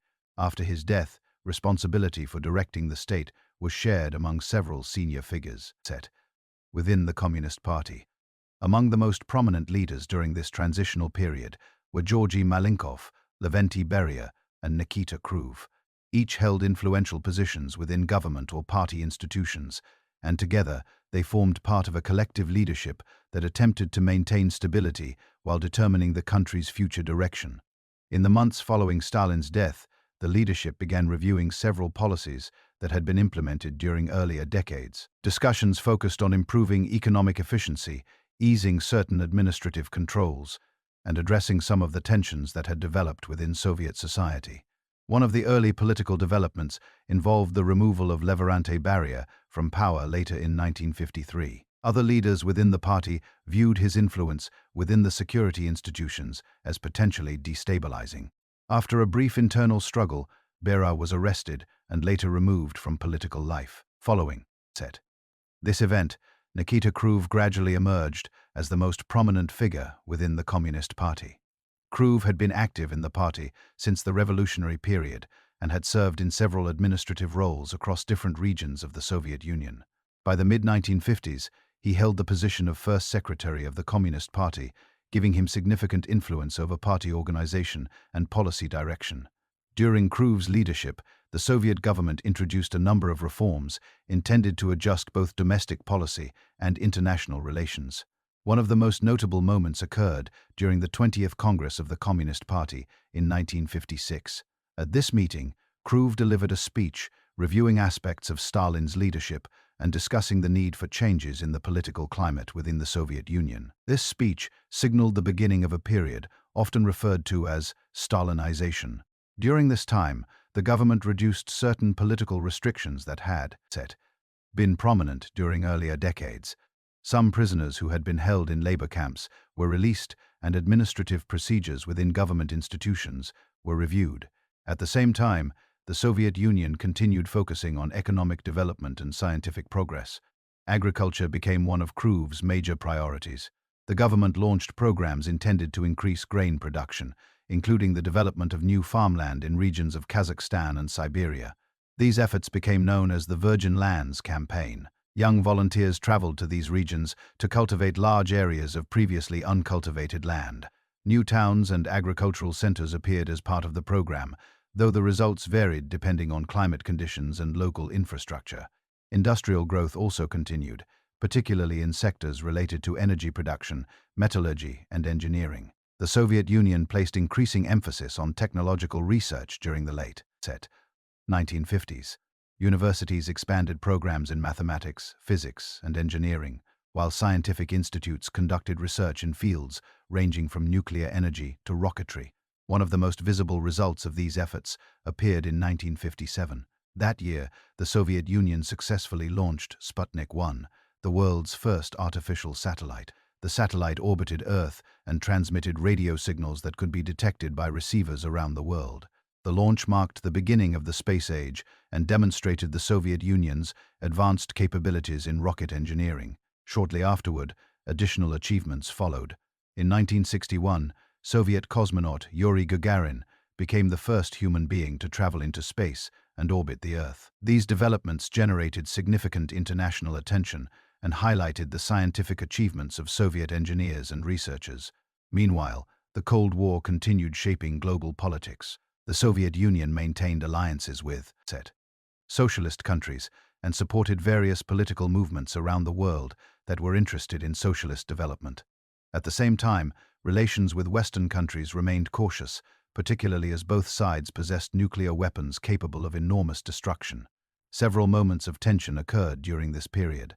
One of the most notable was the Cuban Missile Crisis in 1962. The crisis developed when the Soviet Union placed nuclear missiles in Cuba, a country located close to the United States. American leaders viewed this deployment as a direct security concern. Diplomatic negotiations between the two governments followed, and eventually both sides agreed to remove certain military installations in order to reduce tensions. Although the crisis ended without military conflict, it demonstrated the seriousness of the rivalry between the two superpowers inside the Soviet Union. Khrushchev's reforms and policies produced mixed reactions within the Communist Party. Some said leaders supported his efforts to adjust agricultural policy and encourage scientific development. Others believed that certain reforms were introduced too quickly or required further planning. By 1964, several senior members of the party leadership concluded that new direction was necessary. Khrushchev was removed from his position and a new leadership group assumed responsibility for guiding the country. Among the figures who emerged from this transition was Leonid Brezhnev, who would become the next long-term leader of the Soviet Union. The decades that followed would bring a period characterized by stability in political leadership, continued industrial development, and ongoing participation in the global rivalry that defined the Cold War. After Nikita Khrushchev was removed from leadership in 1964, the Soviet Union entered a period in which political authority once again became more stable and collective within the upper levels of the Communist Party. The leadership structure that followed was set, designed to avoid concentrating power too heavily in a single individual, and several senior officials shared responsibility for directing government policy. Leonid Brezhnev soon emerged as the central figure in this arrangement, serving as General Secretary of the Communist Party. Brezhnev oversaw the political administration of the Soviet system while working alongside other officials who managed government ministries, economic planning agencies, and international diplomacy. The leadership emphasized continuity and predictability after the rapid policy shifts that had occurred during the previous decade. For many citizens, daily life during the later 1960s and early 1970s became more stable compared with earlier periods of dramatic change. Economic planning continued to operate through 5-year plans that guided industrial production and infrastructure development. Large factories produced machinery, vehicles, and industrial equipment used across the Soviet republics. Energy production expanded, through the development of oil fields in Siberia and natural gas reserves in other regions. These energy resources gradually became an important part of the Soviet economy, supplying both domestic industry and export markets. Urban development also continued during these years. Many cities constructed large residential districts made up of apartment buildings designed to house growing urban populations. These housing projects often included schools, shops, and public transportation routes that connected residential areas with industrial workplaces. For many families, moving into a new apartment represented an improvement compared with earlier housing conditions that had involved shared communal living arrangements. Education remained a major focus of government policy. Schools across the Soviet Union provided universal basic education, and universities trained specialists in engineering, science, medicine, and other professions needed in a modern industrial society. The number of engineers and technical specialists increased steadily during these decades. As industrial systems became more complex and technologically advanced, scientific research also continued expanding. Soviet scientists worked in fields such as nuclear physics, chemistry, computing, and space exploration.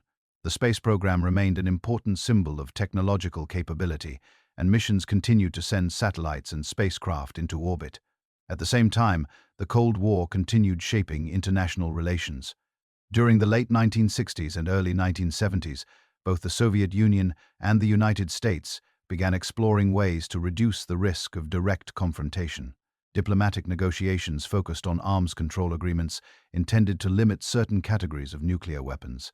These discussions produced agreements such as the Strategic Arms Limitation Talks, often referred to as SALT. The negotiations aimed to establish frameworks for managing the balance of nuclear forces between the two countries. This period of cautious diplomatic engagement was sometimes described as day, reflecting a temporary easing of tensions in international relations. Despite these diplomatic efforts, the rivalry between the two superpowers remained present. Both countries continued maintaining large military forces and alliances across different regions of the world. The Soviet Union maintained close relationships with socialist governments in Eastern Europe through an alliance system known as the Warsaw Pact. This military organization connected the Soviet Union with several allied states and coordinated defense policies among them. Meanwhile, Western European countries and the United States were linked through the North Atlantic Treaty Organization, or NATO. Within the Soviet Union itself, the leadership during the Brev years emphasized stability in political administration. Major policy changes occurred gradually, and long-term planning became an important feature of economic management. Industrial production remained strong in sectors such as steel, machinery, chemicals, and energy. Transportation networks expanded as new railways and pipelines connected distant regions with urban markets.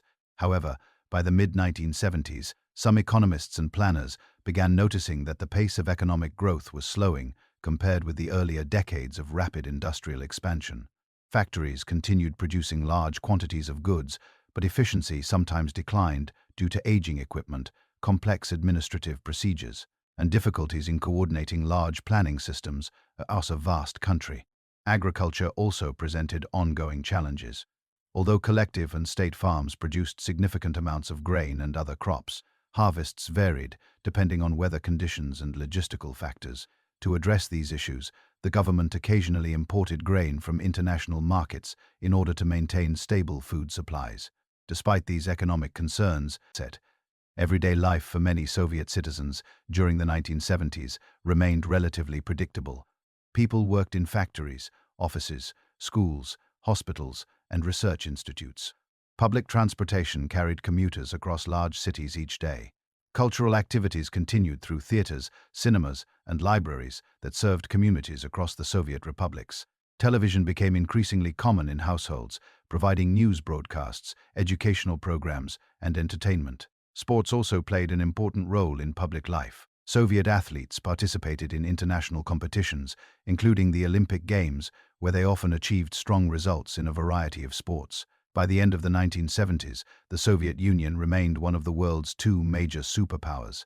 Its industrial capacity, scientific institutions, and military forces placed it at the center of global politics. By the late 1970s, the Soviet Union remained one of the most influential countries in the world. Its territory stretched across Eurasia.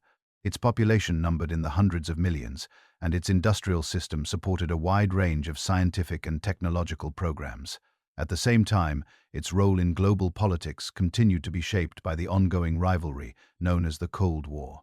During these years, the Soviet Union maintained alliances with several countries that had adopted socialist political systems after the Second World War. These alliances extended across Eastern Europe and also reached into parts of Asia, Africa, and Latin America, where governments had developed cooperative relationships with Moscow.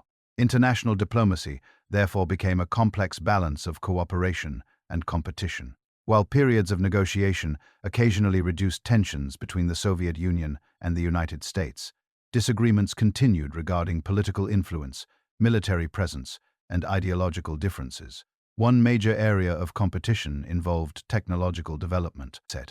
Both superpowers invested heavily in scientific research, particularly in fields connected to defense, communications, and space exploration. The Soviet Union continued launching satellites and conducting space missions through its well-established space program. During the 1970s, Soviet spacecraft carried out missions that explored the Moon and Venus, while long-duration space stations allowed cosmonauts to remain in orbit for extended periods. These projects required advanced engineering, coordination between research institutes, and the participation of thousands of scientists and technicians. Scientific institutions across the Soviet Union expanded during this period. Universities trained specialists in physics, mathematics, computer science, and engineering. Research centers worked on projects involving electronics, aviation technology, and nuclear energy. Industrial development also continued in several sectors. Oil and natural gas production expanded significantly, especially in Siberia. Pipelines were constructed to transport energy resources across long distances, supplying both domestic industry and international markets. These energy exports became an important source of economic strength for the Soviet Union. At the same time, the leadership in Moscow continued guiding the country through centralized economic planning. 5-year plans still served as the primary method for organizing production targets and infrastructure projects. Factories produced machinery, vehicles, and industrial equipment used across the Soviet republics. Mining operations extracted coal, metals, and other raw materials needed to sustain industrial output. Despite these achievements, certain structural challenges within the economy became increasingly visible. Large planning systems sometimes struggled to respond quickly to local conditions. Factories occasionally produced goods that did not perfectly match consumer demand. Transportation delays or administrative procedures sometimes slowed the distribution of products between regions. These difficulties did not prevent the Soviet economy from functioning, but they gradually affected efficiency in certain sectors. Meanwhile, the international political environment remained active. One of the most significant developments occurred in 1979, when the Soviet Union became involved in Afghanistan. The Afghan government had experienced internal political instability, and Soviet leaders agreed to provide military assistance in support of the existing government. Soviet forces entered Afghanistan with the intention of stabilizing the situation. However, the conflict developed into a prolonged military engagement involving local resistance groups and international attention. The Afghan war required significant military resources and became one of the most challenging foreign policy situations the Soviet Union faced during the late Cold War. Back in the Soviet Union, daily life for citizens continued within the familiar rhythms of work, education, and community life. Large apartment districts housed millions of families in cities such as Moscow, Leningrad, Kiev, and many regional centers. Public transportation systems carried workers to factories and offices each day.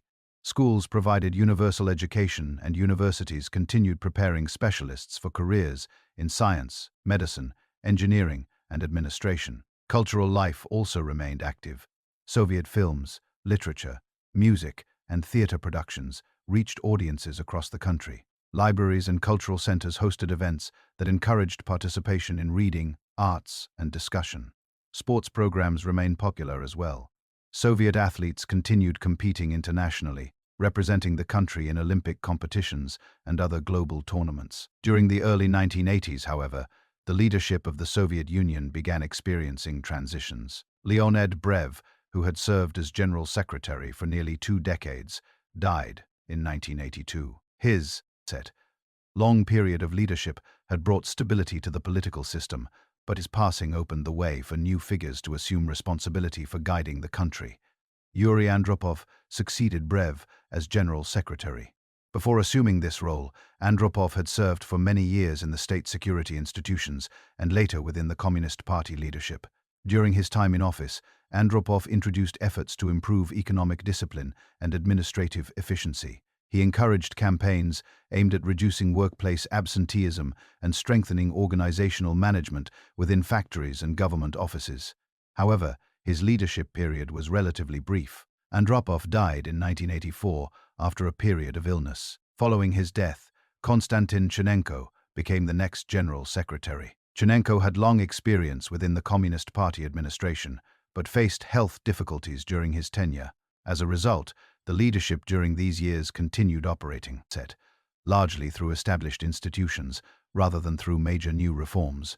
By the mid-1980s, it had become clear to many within the Soviet leadership that the country would soon need a younger generation of political figures capable of addressing the economic and administrative challenges that had gradually developed. In 1985, a new leader would emerge whose policies would begin reshaping the Soviet Union in ways that few observers could fully anticipate. In March 1985, the leadership of the Soviet Union passed to a new figure who represented a younger generation within the Communist Party. Mikhail Gorbachev, who had been active in regional and national party administration for many years, was elected General Secretary following the death of Konstantin Chernenko. At the time of his appointment, Gorbachev was noticeably younger than many of the leaders who had guided the Soviet Union during the previous decades. His rise to the position reflected a growing recognition within the party that the country faced economic and administrative challenges requiring renewed attention. The Soviet Union remained a powerful industrial state with extensive scientific institutions, a large military, and strong influence across Eastern Europe. Yet the leadership increasingly understood that economic growth had slowed compared with earlier decades of rapid expansion. Factories continued producing large quantities of industrial goods, but many relied on equipment installed years earlier. Agricultural production remained stable in many regions, though harvests still varied depending on climate conditions and logistical factors. The centralized planning system that had supported decades of development sometimes struggled to adapt quickly to changing needs. Production targets established years in advance could be difficult to adjust when local circumstances changed. Gorbachev and several other leaders concluded that reforms would be necessary in order to improve economic performance and administrative efficiency. Two concepts soon became central to his approach: perestroika and glasnost. Perestroika, a Russian word meaning restructuring, referred to a series of economic and administrative reforms intended to modernize the Soviet system. The goal was not to abandon the socialist framework, but to adjust how planning, management, and production were organized. Some enterprises were given greater flexibility in how they operated, allowing factory managers to respond more directly to local conditions. Cooperative businesses were also permitted in certain sectors, enabling groups of workers to establish small enterprises providing services and consumer goods. Plasnost, meaning openness, referred to efforts to increase transparency within government and public life. Newspapers and magazines began publishing more detailed discussions about economic conditions, social issues, and historical topics that had previously received limited public attention. Television programs and public forums also expanded discussions about the country's future direction.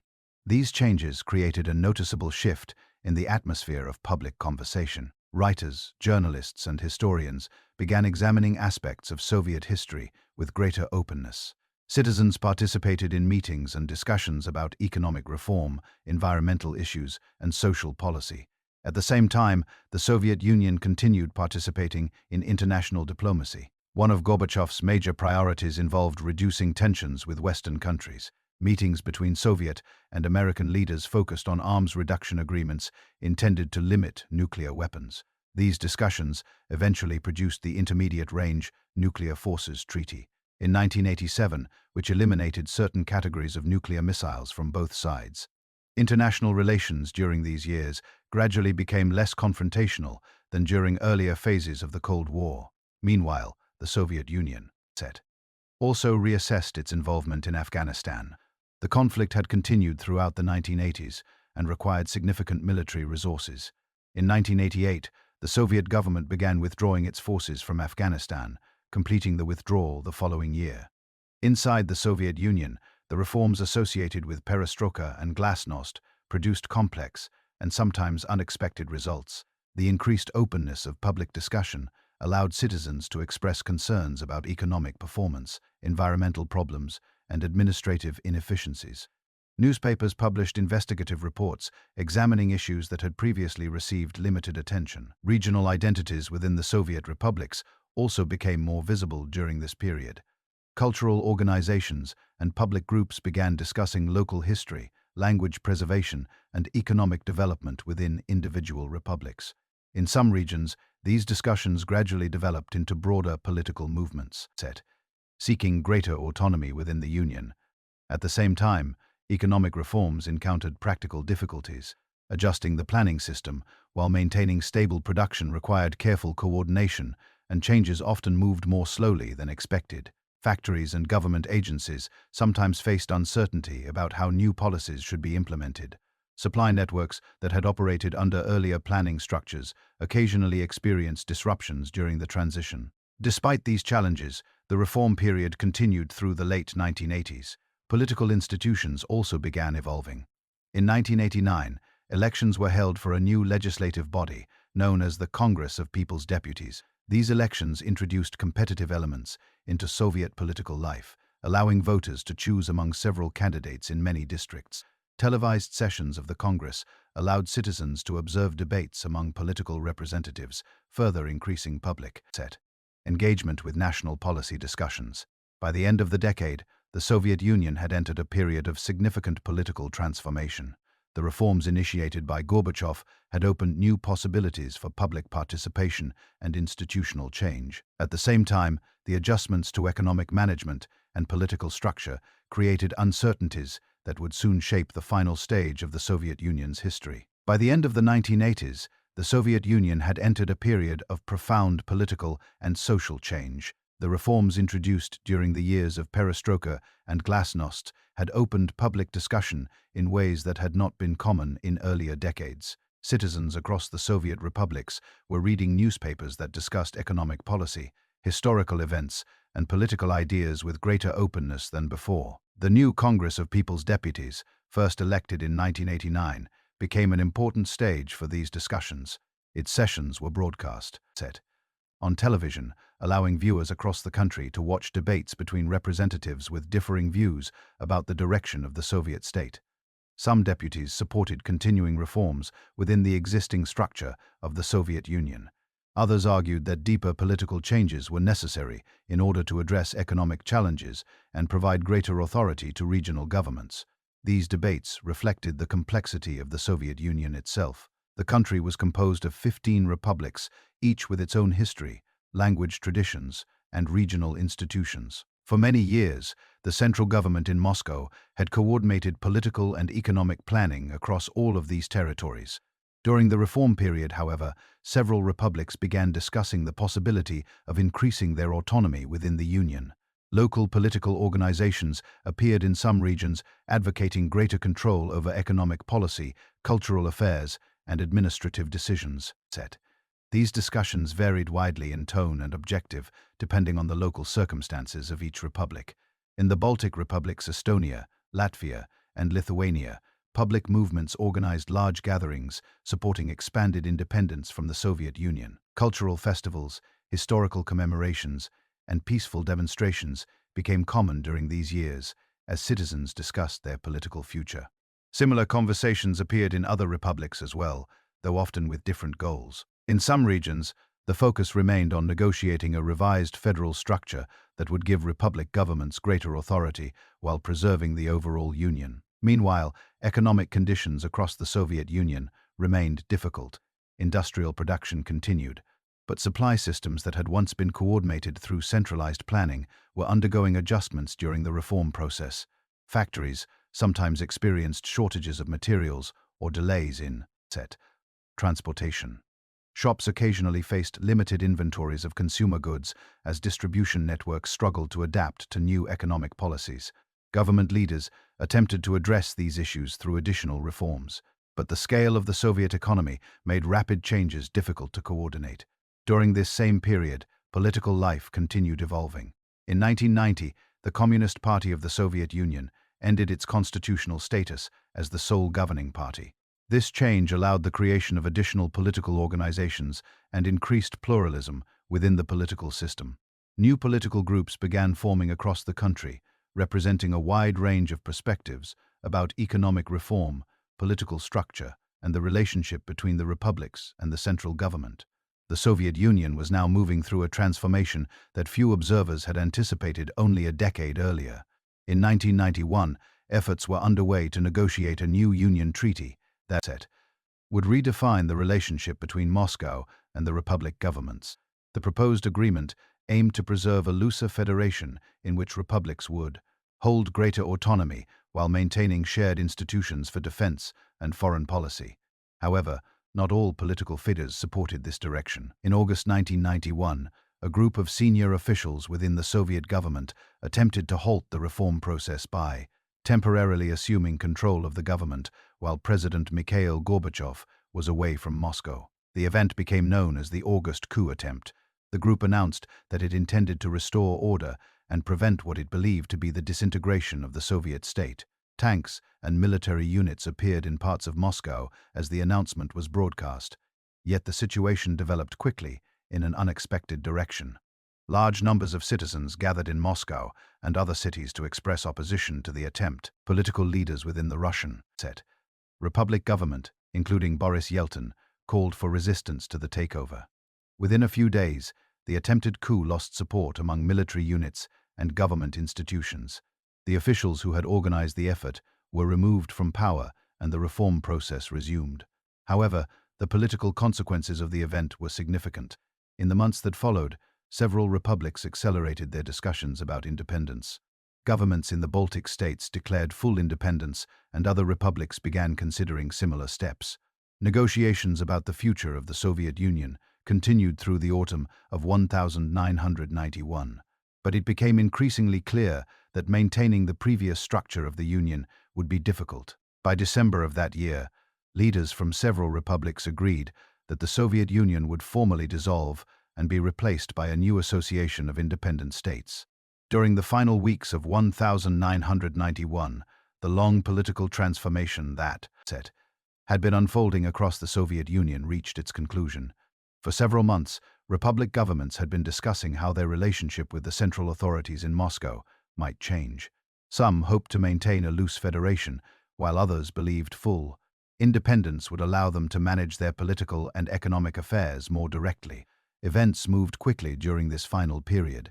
After the unsuccessful coup attempt in August 1991, the authority of the Central Soviet government weakened considerably. Many republics began taking steps to assume greater control over their own political institutions, economic systems, and public administration. Parliaments in several republics passed declarations affirming their sovereignty. Governments began preparing for the transition to independent statehood, while continuing discussions about how cooperation between the former republics might continue in areas such as trade, transportation, and diplomacy. Throughout the autumn, leaders from different republics met to discuss possible arrangements for a new political structure. The goal was to avoid sudden disruption, while acknowledging the reality that the Soviet Union's previous centralized system could no longer operate in the same way. In early December 1991, leaders from three of the republics, Russia, Ukraine, and Belarus met in the Belarus forest region near the border between Belarus and Poland. During these discussions, they agreed that the Soviet Union had effectively ceased functioning as a unified state. They proposed the creation of a new organization known as the Commonwealth of Independent States. This association would allow the former republics to cooperate in certain areas while recognizing each member as a sovereign country. Shortly afterward, additional republics announced their participation in the new arrangement. These agreements confirmed that the Soviet Union, which had existed since 1922, would formally dissolve. On the 25th of December 1991, Mikhail Gorbachev announced that he was resigning from his position as President of the Soviet Union. In a televised address, he reflected on the years of reform that had attempted to modernize the country and reduce tensions in international relations. Later that evening, the flag of the Soviet Union was lowered above the Kremlin in Moscow and replaced with the flag of the Russian Federation. With that moment, the political structure, known as the Union of Soviet Socialist Republics, officially came to an end. The dissolution of the Soviet Union marked the close of one of the most influential chapters in 20th century history. For nearly 70 years, the Soviet state had played a central role in global affairs. It had emerged from the upheaval of revolution and civil war, transformed a largely agrarian society into a major industrial power, and participated in some of the defining events of the modern era. Its industrial expansion during the early decades reshaped the economic landscape of Eurasia. Its role in the Second World War had contributed decisively to the defeat of Nazi Germany. Its scientific institutions had helped open the era of space exploration, sending the first satellite and the first human into orbit. At the same time, the Soviet Union had also experienced periods of intense political control, economic experimentation, and social transformation that shaped the lives of generations of citizens across its republics. When the Union dissolved in 1991, 15 independent countries emerged from its former territory. Each of these states began developing its own political institutions and economic systems while maintaining varying degrees of cooperation with its neighbors. The end of the Soviet Union also transformed the international balance of power. The Cold War rivalry that had defined global politics for decades gradually came to a close, opening a new period in international relations. Yet the legacy of the Soviet Union remained visible in many ways. Cities built during the era of industrial expansion continued operating as major economic centers. Scientific institutions and universities trained new generations of researchers and engineers. Cultural traditions developed during the Soviet decades remained part of everyday life in many communities across the former Soviet republics. Historical memory preserved the experiences of revolution, war, reconstruction, and technological achievement that had defined much of the 20th century. Understanding the story of the Soviet Union means recognizing how a vast empire transformed through revolution into a new political system, how that system shaped global events for decades, and how its eventual dissolution opened a new chapter for the countries that had once formed its union. And now, as our journey through this long and complex history comes to a gentle close, it may be a good moment to slow the pace of the evening. Imagine the quiet of a late night in a set, wide, northern landscape. Cities are settling into stillness. Trains move slowly across distant rail lines. Lights glow softly in apartment windows as families rest after the routines of the day.